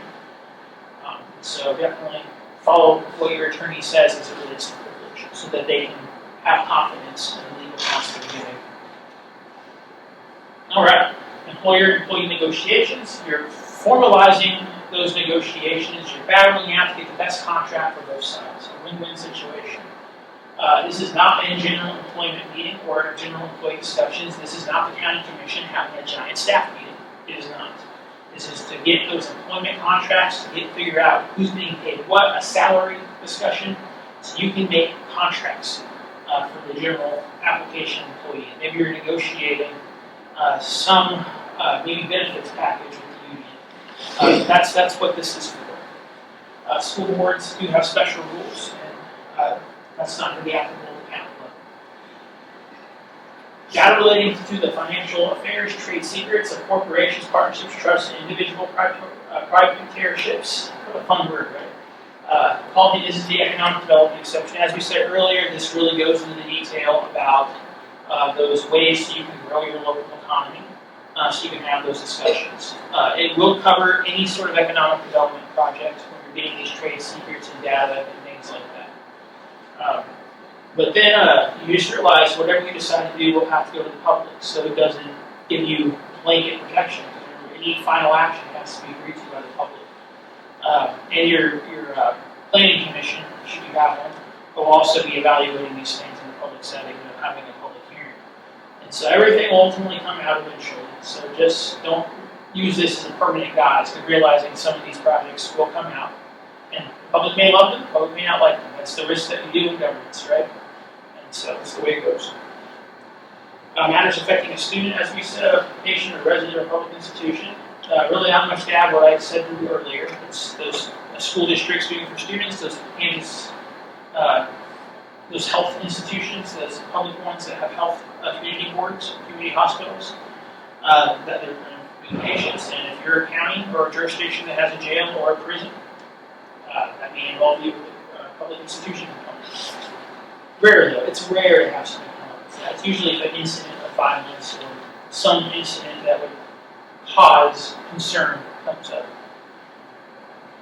Preliminary discussions about acquisition of real property. This isn't selling real property, it's only the purchase of real property. If you're selling real property, you're doing it all in the public, unless you need to consult your attorney. Maybe you need to work on a contract. Then you can go in there to get the contractual things the attorney would help with.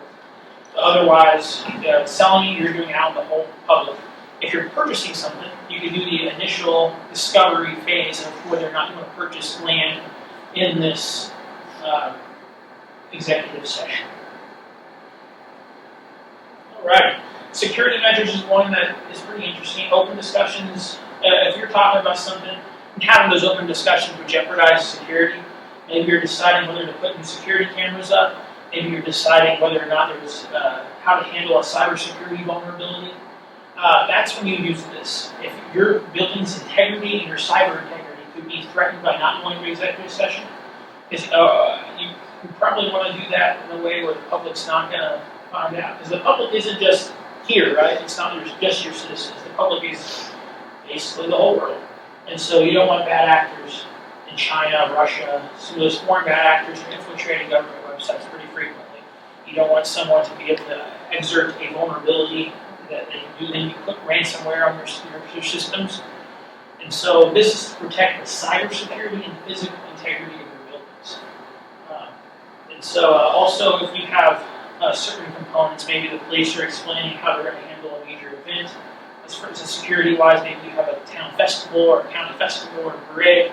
The law enforcement personnel can come in and brief the county commission and using this executive session because you're talking about tactical plans, intelligence information, about how to keep the public safe.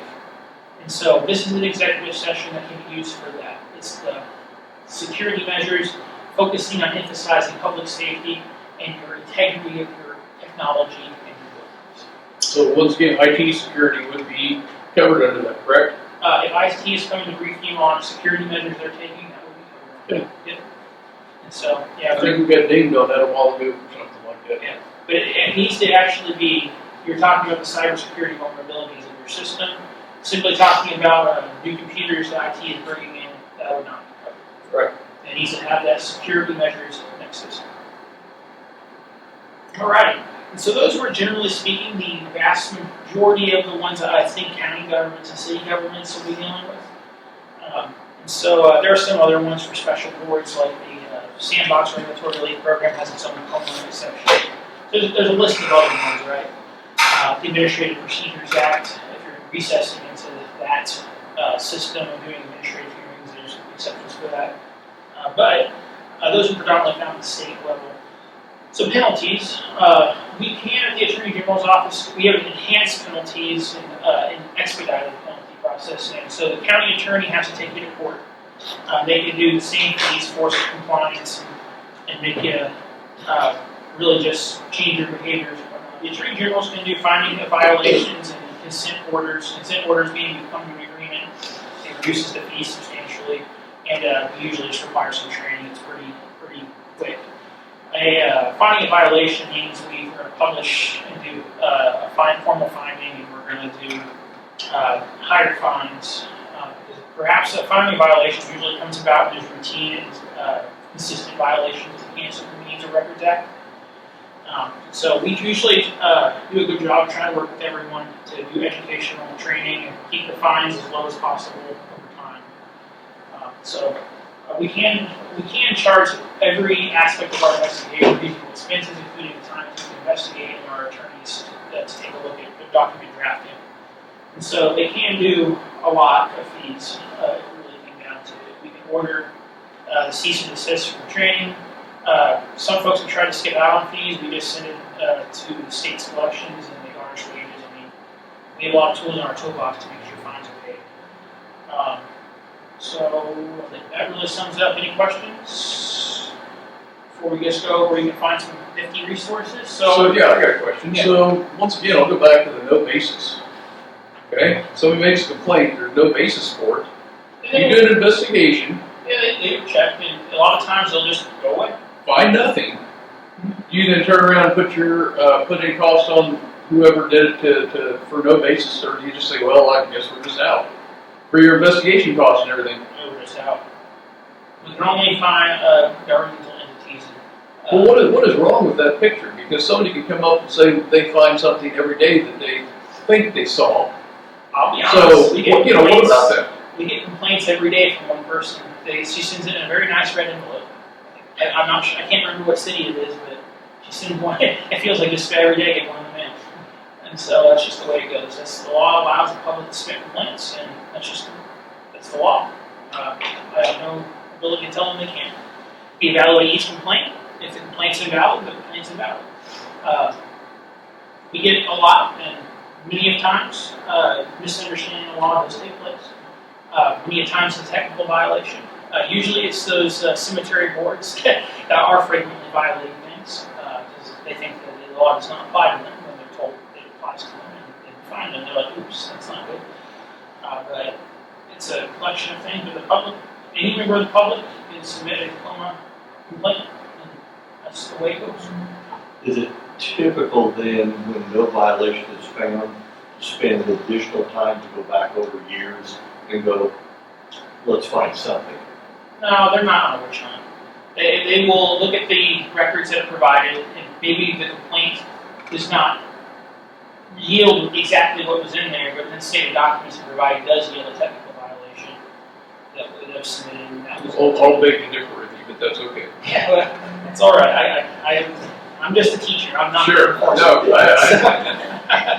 So very good. So our website, ag.ks.gov. If you go down to the bottom of the screen, this is a giant button. I'm not sure why I made it so big. You hit the giant button, you'll be able to get to our resources tab. There's our complaint filing system, our open government resources. There's various different items you can click on. There's our frequently asked questions, our citizens guide, our emergency procedures, KOMA, KORA, which is the pandemic still posted there. Request presentations, our KORA training videos are up. We're working on a KOMA series. Chase is going to start in it eventually. So we'll see if he ever gets it up. And that's kind of it.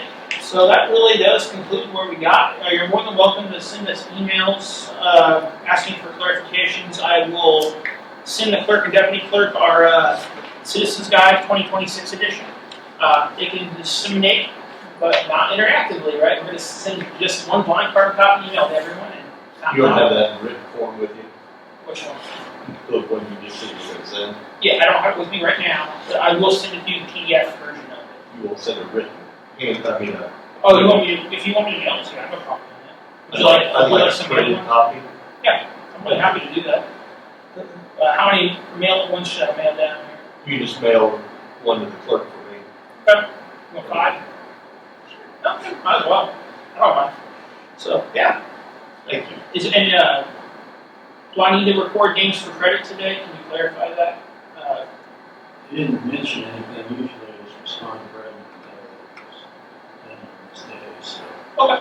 If you communicate with her at all. Yeah, I'll just send her a note saying we did, the wonderful people of Jackson County invited us to give a presentation, and they all attended, and we did it's like exactly 1 hour. So, it's pretty good. So, actually 1 hour, 10 minutes. So, we went about where I thought we would, but sometimes the KOMA ones only take 15 minutes, sometimes they take 45, sometimes they're an hour 30, I don't know. You never know what you're going to get. The core ones take forever, don't they? Especially core for law enforcement. Those things go 3 hours. The sheriffs have a lot of questions. And a lot of times it's sent me, oh, how what you're asking about, you have to look that up now. Because they're, I learn a lot when I do the law enforcement ones, though, because they have some really interesting techniques they ask about or different processes. I had to learn a whole new process for them. They're like, what do you do with this? I'm like, I don't know, that was a thing. So body cams, they get me all, they have a new question on body cams I never heard of every time I do one of those. And so I do learn a lot. So very good. Well, thank you for having us. I do apologize for a little bit of tardiness, but these meetings are all the time, and we just try to do the best we can. There you go. Thank you very much. Thank you Appreciate so it. much. Absolutely.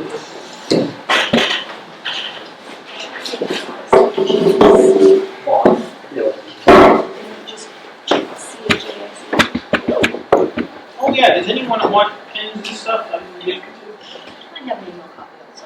Oh yeah, yes, absolutely. That's good. Koozies. Thanks.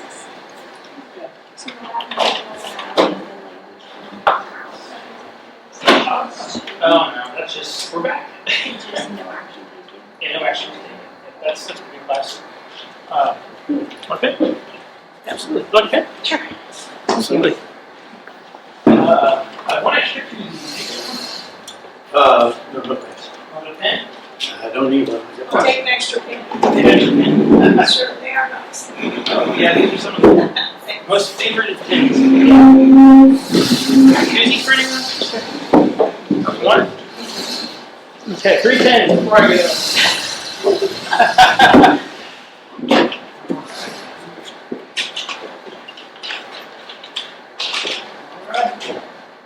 Very good. On to the next meeting. So everyone have a nice day. Thank you. Thank you.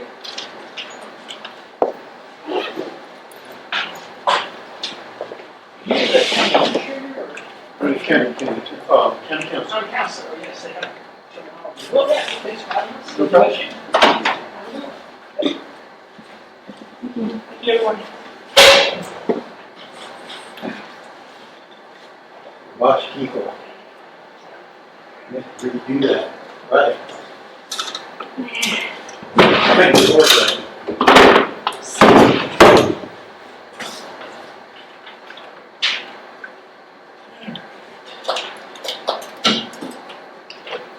Don't watch it, get 'em. Don't want to. Does that look right? Yeah. Tell your name. Up. Need a date.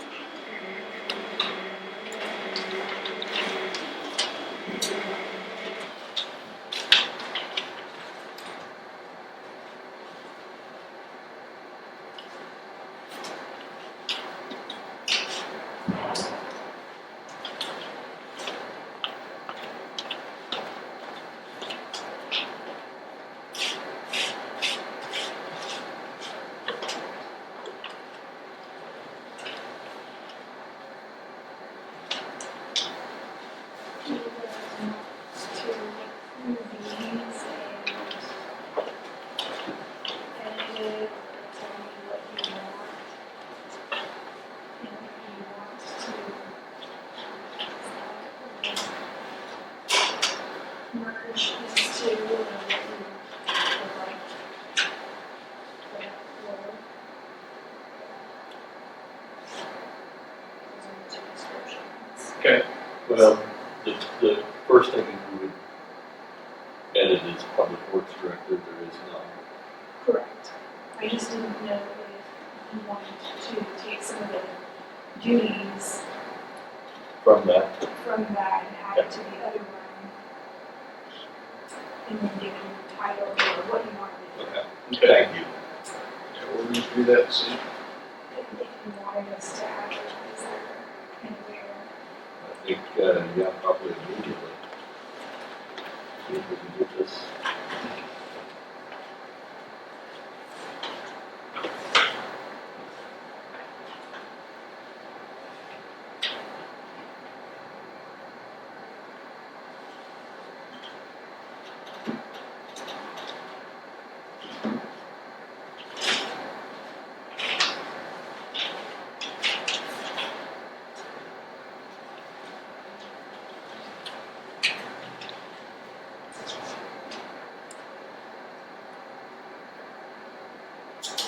Todd, did you have anything else for us?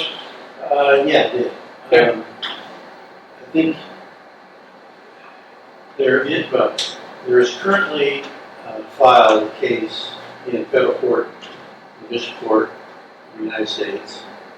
It's the Potawatomi Indian tribe against the state of Kansas lottery.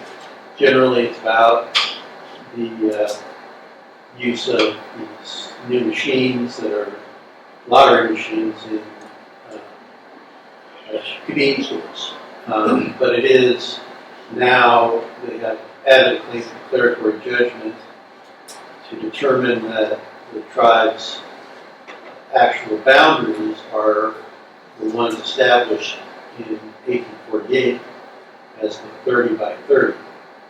And you guys know about that and recognize that that's the area, this larger area, but it would take up portions of the west, and southwest, and south portions of the county to be put into the reservation. So the city of Delia would be included in that. Yeah, just about, you draw a line obviously north, on the north line of that, of the Potawatomi Indian Reservation, and on the east line, you get into the border of the county. Everything to the south and to the west of that would be the new, what they would say is a restored reservation. And that would be their jurisdiction and effects from there. And this has been discussed, and recently the city of Topeka has determined via a motion to intervene in the case. And there's discussions among all the counties, because Potawatomi County now would be part of it, Muncie County, and of course Shawnee County,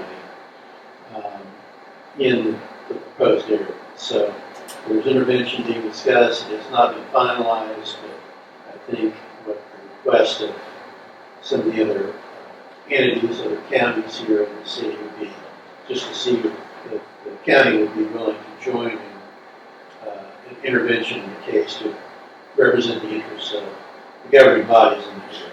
And what I just need is, if you are willing to entertain it, it would be a motion to intervene in the suit pending further agreements by the parties as to representation and similar. I think that it would be in Jackson County's best interest to join in this suit. I don't think that this is something that we can let go. So I would entertain a motion to be a party to this suit. Pending the Pending agreement regarding representation. Pending the agreement. So moved. Second. It and properly moved and seconded to join this suit pending the agreement with all parties. Any further discussion? Hearing none, all in favor say aye. Aye. All opposed, same sign, motion carried. And that was it for me, unless you guys got a question. You got anything for Todd?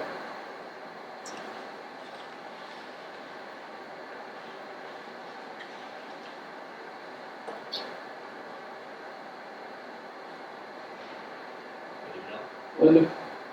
Okay, I think that's it. So, All right. Keep us up to date on that, please, I appreciate that. No problem. So it's, we'll be here, was it Labor Day is the next, Tuesday, is that right? Yeah, we can be here that. Yeah, it should be, Yeah. So, the 20, the next one, the 21st is going to be. Okay. If they're going to try. 24th? No, 31st. The 21st is, that's August, yeah. September. September 21st. Yeah. Okay. All right, sounds good. Thank you. Bet.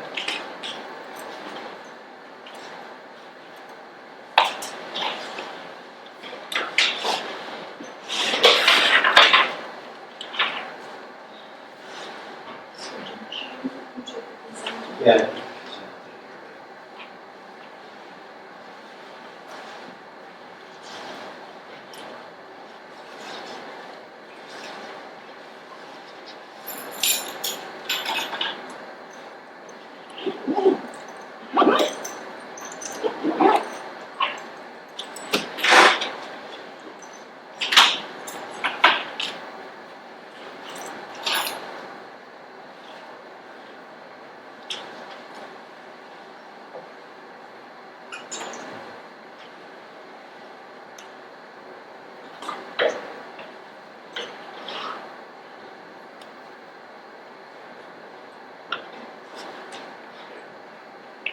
Good day, guys. All right, see you later.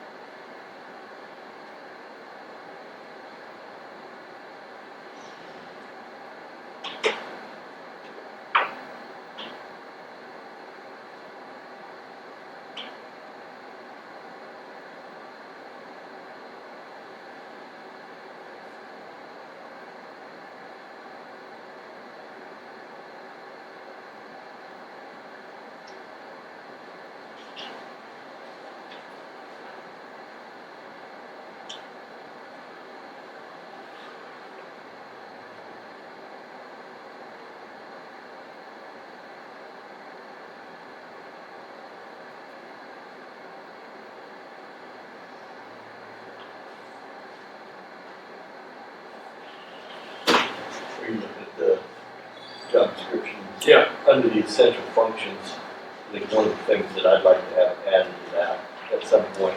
And we're looking at supervisor of road and bridge, correct? Or public works director? The superintendent of road and bridge. Yeah, okay. Has the authority to stop work of subcontractors if their work isn't correct. I think it's important to put that in there, make sure that whoever takes that position understands they're the eyes and ears of the. I would put that under the Under fourth bullet point. I would put that under the fourth bullet point because it says and monitors contractors working with the county. Yeah. Just say has the authority to Stop work. stop contractor work. Yeah.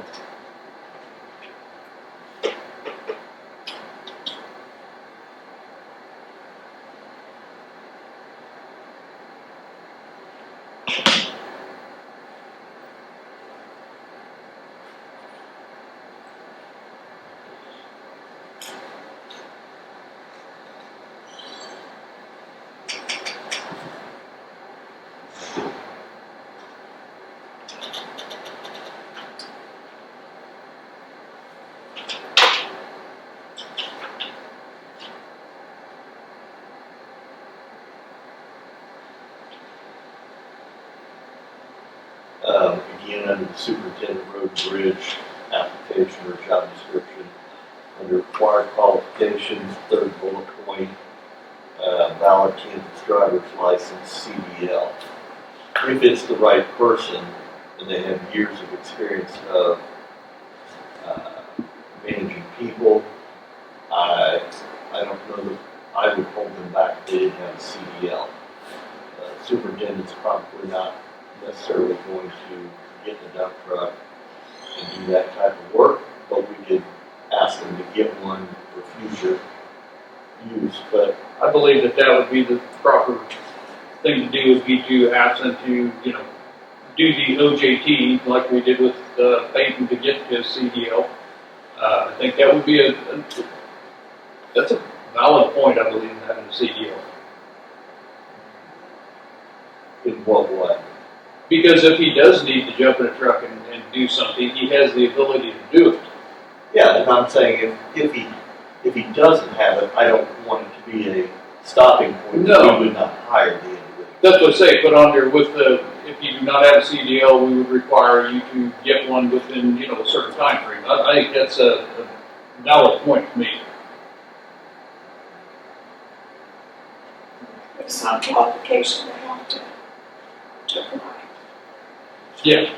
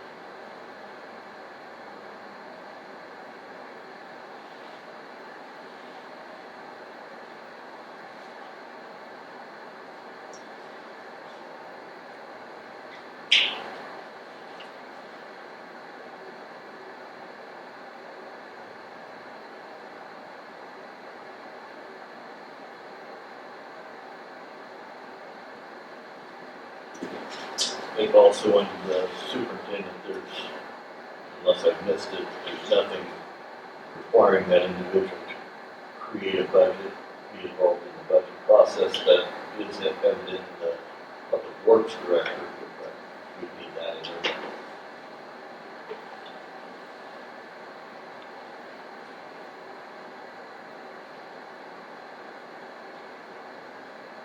Yeah, the only thing there is under primary accountabilities, and I struck that line, was provide information to public work director for budget planning and administration. So yeah, we got that in there, he's responsible for the budget for.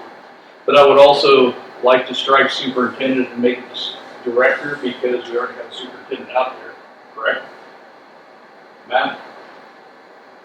As far as on the job description, it's director of road and bridge, not superintendent of road and bridge.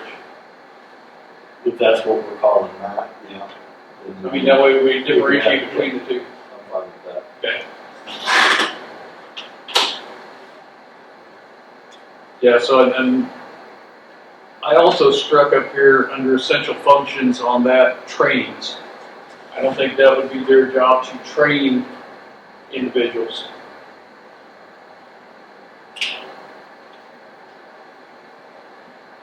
As far as taking them out the road grader, taking them out in the hoe, whatever. That would be more of a training. How about coordinate training? That would be perfect.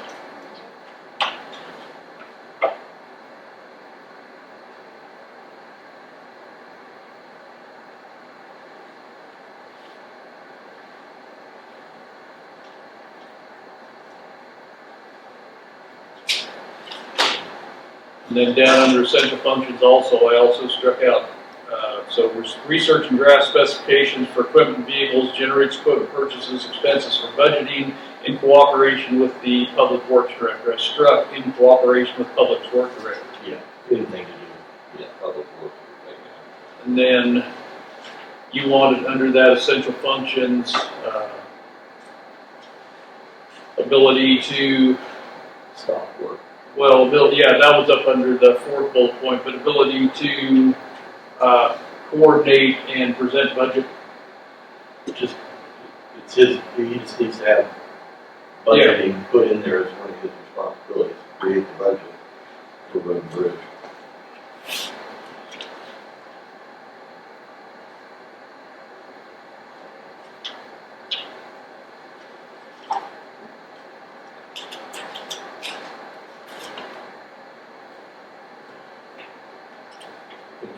You're also gonna have to put in there, approved expenditures for road and bridge.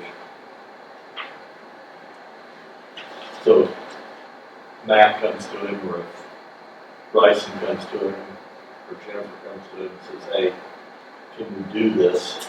Yeah, if it's within his spending limit, they can do it. If it's not, then Yeah, and there's some things over here, I'm still working through the public works director now, that we need to just transfer over into the director of road and bridge.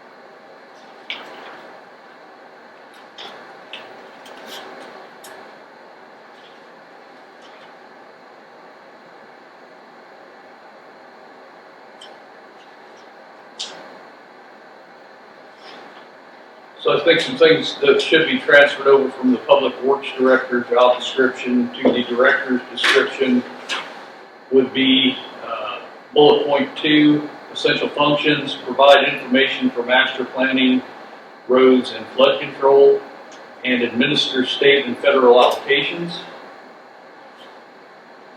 Bullet point 3, pursues and administers federal, state, and county funding for all projects under the Road and Bridge Department. Bullet point 4, approves expenditures for public works or for Road and Bridge Department.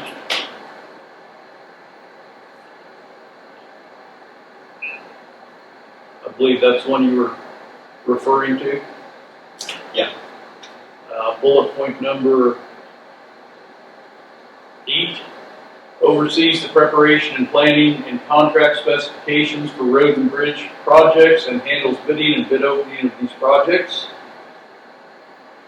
And the next one, oversees project progress and assists in directing of projects as required. The next one, negotiates contracts with consultants and reviews work for accuracy and professionalism, ensures completed project is within the scope of contract.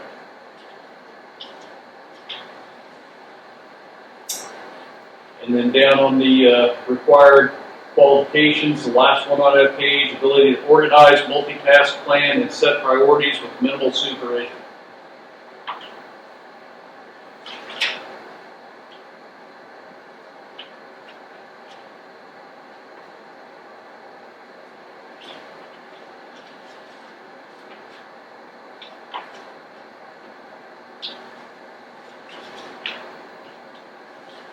Do you see anything else other than those?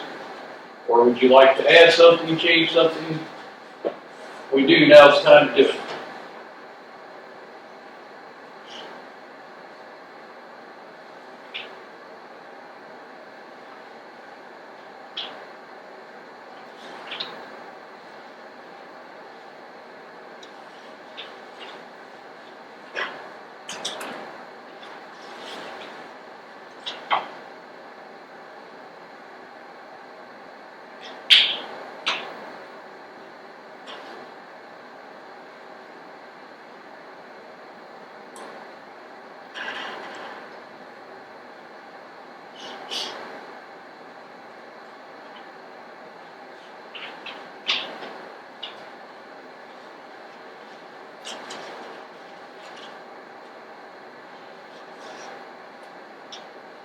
And one thing too, do we also want to, under the Public Works Director description, we had 4 years of experience with at least 3 in a supervisory capacity. An equivalent combination of relevant experience and education may be considered. Do we want to add that line into the Director of Road and Bridge?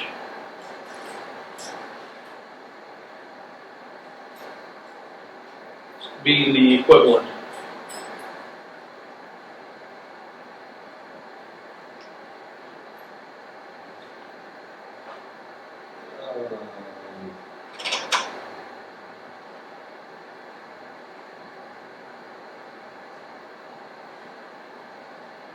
I'm fine with that. Okay.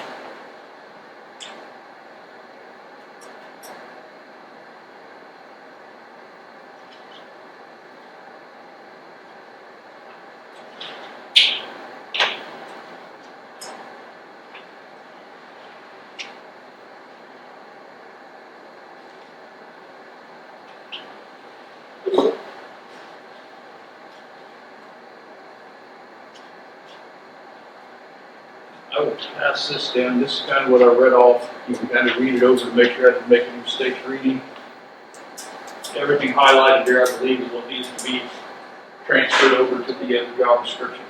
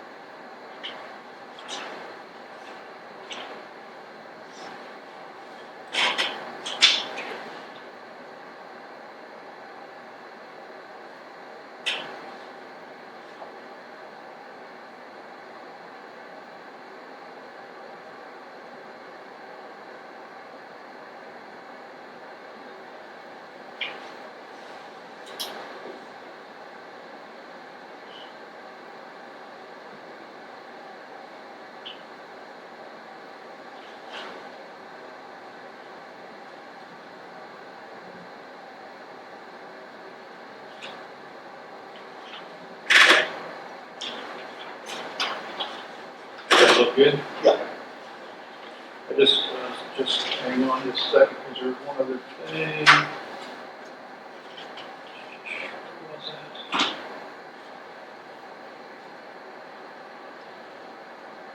I believe somewhere on here, on one of these, I saw that, this is not necessarily a 7 to 3:30 job, there may be, Not salary. Hourly.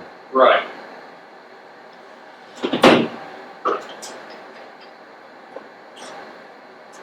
Let's see.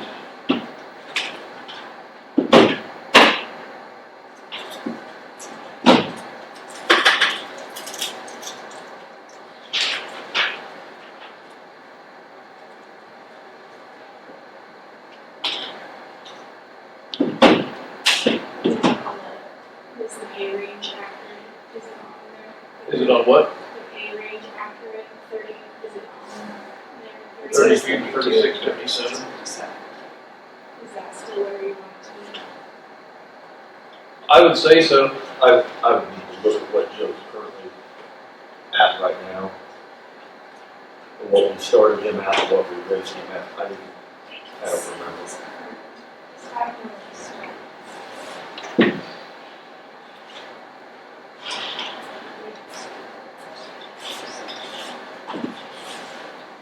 Ability to work your regular hours in high stress situation. Yeah, it's on there. That's what I saw that. It is on there, right?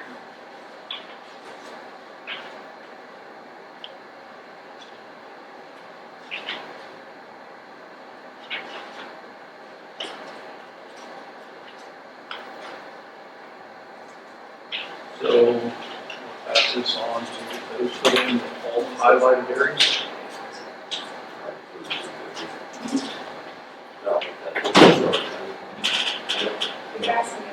Yeah. It's very, see, if we did start recruiting too. I think some of it's going to develop, depend on Experience.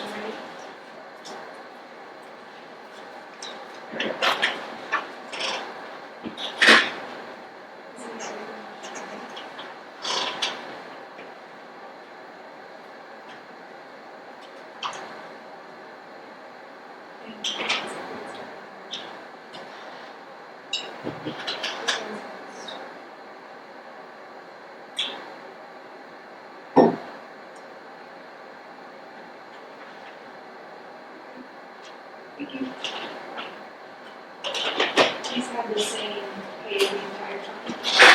That was the start date. Okay, so there, anything struck out on the top one is struck. Added some other things in there that are road, Yes. and anything highlighted on there needs transferred over to the director for road and bridge. Okay. Does that sound okay? Yes. All right. And then where do you want us to advertise?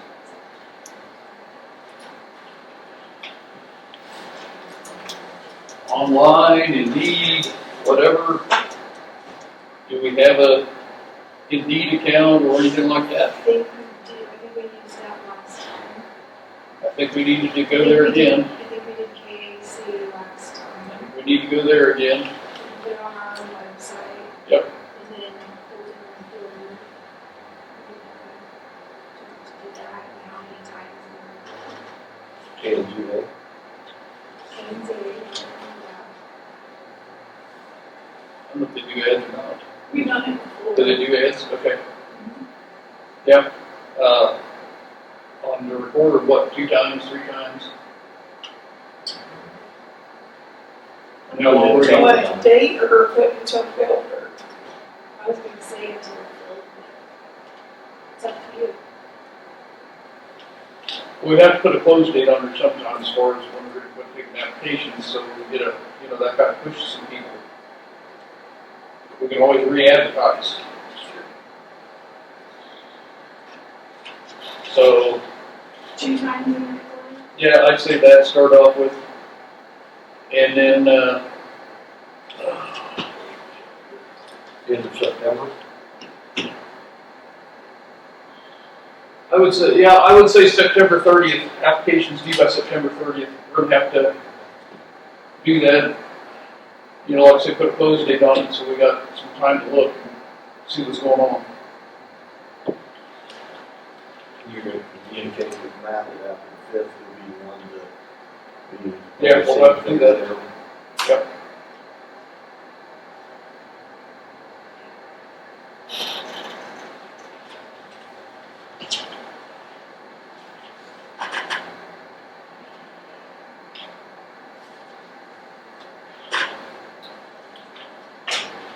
Did you ever finalize anything with Kate as far as the? No, we need to call her down and As talk to far her. as last I knew, she had asked you guys and if you would consider. And we tabled that till you got back, and I think we need to call her down and have a discussion with her about it. So, you wanna see if she's here? Sure.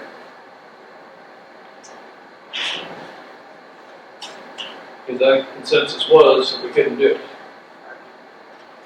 Yeah, I thought we eliminated that position out of our budget, so therefore it's, you know, you point that out, Linda had some good information as far as the surrounding counties. Thank you. Was it Brown, Nemaha, Atchison. Atchison, Yep. all had Four, including the appraiser. 4, including the appraiser. Yes, Gerhardt, do you remember, when you weren't here, when Jake, were you here when Jason was here? Yes.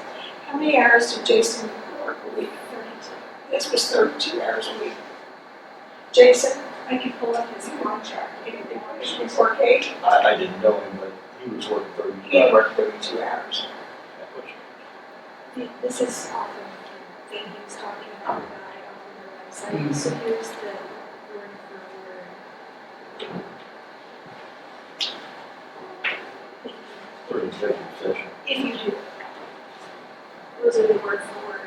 Curious, matches what our attorney gave us. Hold him accountable.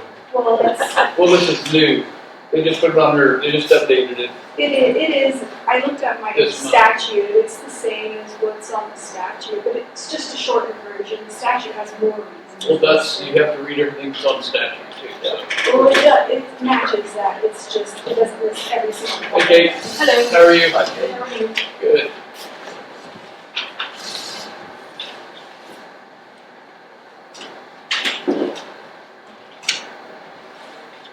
Okay, we need to talk. Do we go into executive session for this, or just make it open session? This does not qualify. That's what I was just gonna say, according to what we were just told today, this was not qualified, so, we've discussed this and don't believe there's any way at this time that we can do the position. And you're like, we've stated before, this is not the only position in the county that we've cut. There has been open positions we've cut, and we've also cut personnel. We've cut 3 personnel out from Road and Bridge. And at this time, we just cannot do it. Is there any hope for the future, I guess? There's always hope for the future, Nate. We'd like to hope so. Yes, We'd definitely yeah, like to hope there so. really is. But, For our office?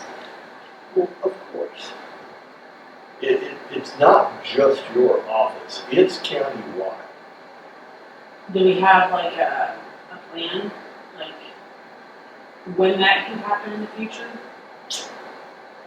As far as replacing your employee or replacing anybody out of Road and Bridge, not at this point.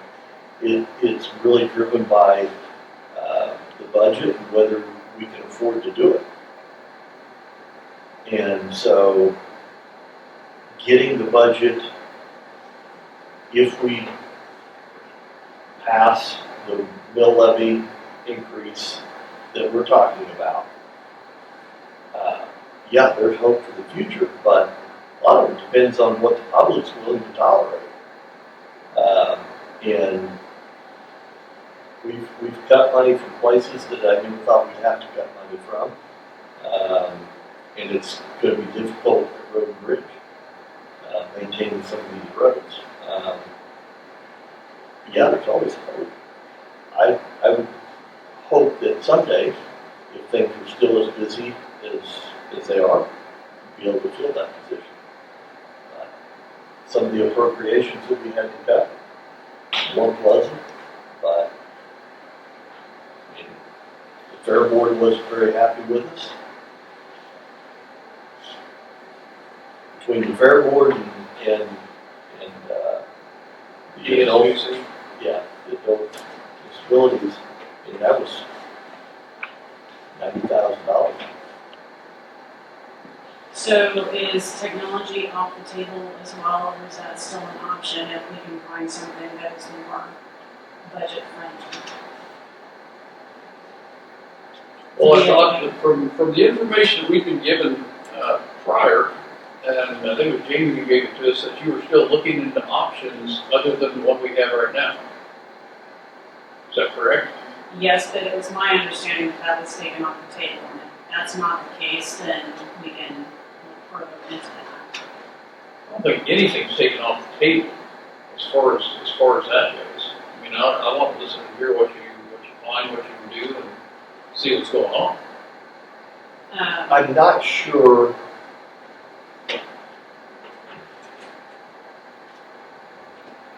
I'm not sure paying someone to fly over and do those types of things. If we're using Google Maps or an advanced formula of Google Maps, then and you have to pay for that service or whatever, then that may be an option. I believe, Linda, you stated that the other counties with Addison and Brown, they don't use anything? One of them uses Google Maps, one of them doesn't use anything. Google Earth, I'm guessing. Google Earth. Probably, yes. And then, I mean, we are going out and visiting 1/6 and 7, 1/6, yeah, of the county every year. And I think, just to be frank with you, I think the majority of the people, the feedback that I get is that should be sufficient. That using drones, airplanes, whatever that may be, seems somewhat intrusive. And so, and again, I'm just giving you the information and feedback that I get. So I'm not sure for me that type of technology is on the table, especially if we're visiting 1/6 already, to physically take pictures. What about the properties that we can't get onto? I would think that develop a list of those and we can approach those in whatever legal capacity that we would have. So you are saying that you are not in favor of a technology to help our office do our job? A technology that uses an airplane or a drone to take physical photography of The individuals. satellite is okay. Because that's already, yeah, it's available. I'm not willing, at this point in time, I'm not in favor of purchasing or hiring somebody to do it. But if satellite technology is already available, then that makes sense. But if there's a technology that Yes. uses satellite technology, And we don't have to pay for it, and so you don't want us to budget or use capital outlay for any technology. I don't know that I am. I'd be glad to listen, but again, I think whatever is available through Google Earth, and then our physical inspection, again, if we develop a list of those properties that you're being denied access to, we can deal with that through our attorney with legal process to do that. If that's the way that needs to be played out. And you But- all are in agreement with that? They may No, not not, necessarily. yeah, they may not. I just, so I don't wanna waste any time researching companies if it's not gonna be an option. That's what I'm saying. I understand it, but no, I'm willing to listen to anything, and I'm open to anything. That's what I'm saying. That's what I said earlier. I'm open to anything. So if they are, that's fine. And when is this supposed to take place? Do I have till the When- end of the when is- year? Your employee, Yes. it would be the end of the It's the year. end of the year. through the end of the year.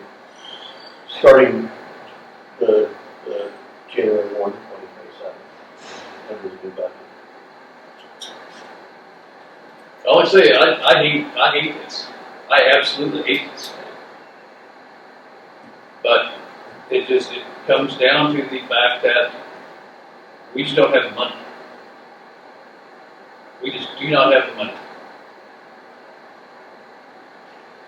And I think sometimes if we look at these situations, that's okay. Let's try to find the positive in it. What can we do to make a difference in the budget and try things and we wake up one day and we go, well, maybe we really did need those. And I'm not saying in your office, but I kind of am. I mean, throughout the county, the way I look at this is not having the money to fund some of these things is an opportunity to see what we really need and what we didn't. Is it painful at first? Yeah.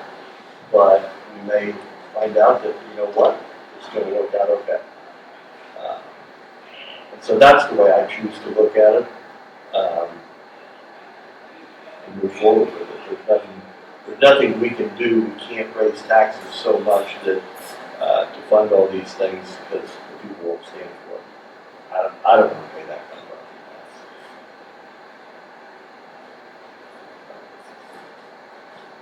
So like I say, I'm sorry, but that's kind of the way it's got to be. Anything else? No, Yeah, I do have two things. Have you created DocuSign for? I have, a long time ago. Okay, wasn't sure. Nobody had ever said. And then a separate email for those. It's already been done. Okay, perfect. Thank you. Like I said, nobody had ever reported back whether those had been created and done, and I had seen you that. Hadn't thought of it when I've seen you to ask. Just more office time that will be used to do all of this neighborhood revitalization, and it's increasing every year. So, there's that. Just say that one more time. The number of people in neighborhood revitalization is increasing every year, and maintaining all of those files is something our office has to do. So, just putting that out there as well. But having DocuSign is We have way to send faster. we have to send each individual email to each person. It's not a widespread, we can do that on a mass email. So it's it is. easier to mail it through snail mail? We're gonna have to do both, Why is that? because not everybody has an email that they want to give out to us. But if that individual prefers to, or has the ability to use DocuSign, We you are wouldn't. gonna wouldn't have to send a send it. DocuSign. And there's not more that organization that can come down here to the zoning office? He cannot process all of the things that we do. He has no input on the valuation process of it. The only He can piece- hand them documents saying, hey, you should go see the appraiser's office. And he does a good job of explaining how it works.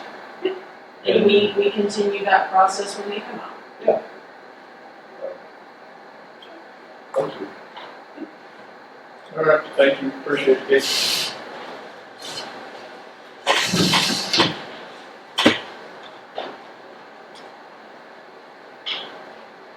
Was the new email for neighborhood revitalization? I'm sorry. Was the new email you were talking about for neighborhood revitalization? For it specifically, Okay. because before it was going to an email that wasn't checked very often, and those emails were getting missed. And therefore, individuals who were trying to communicate on time-sensitive things were getting kicked out of the system. At least one did. And having DocuSign so that an individual who lives in the north or the south end of the county does not have to drive all the way up here. I mean, to me, it's not.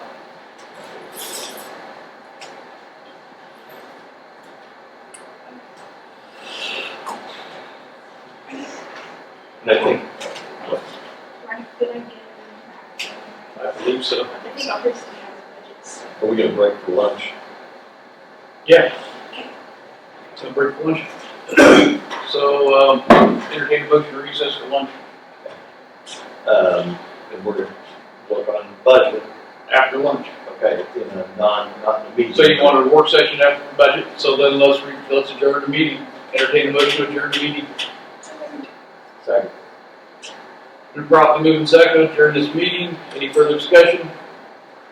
Hearing none, all in favor say aye. Aye. All opposed, same sign. Motion carried.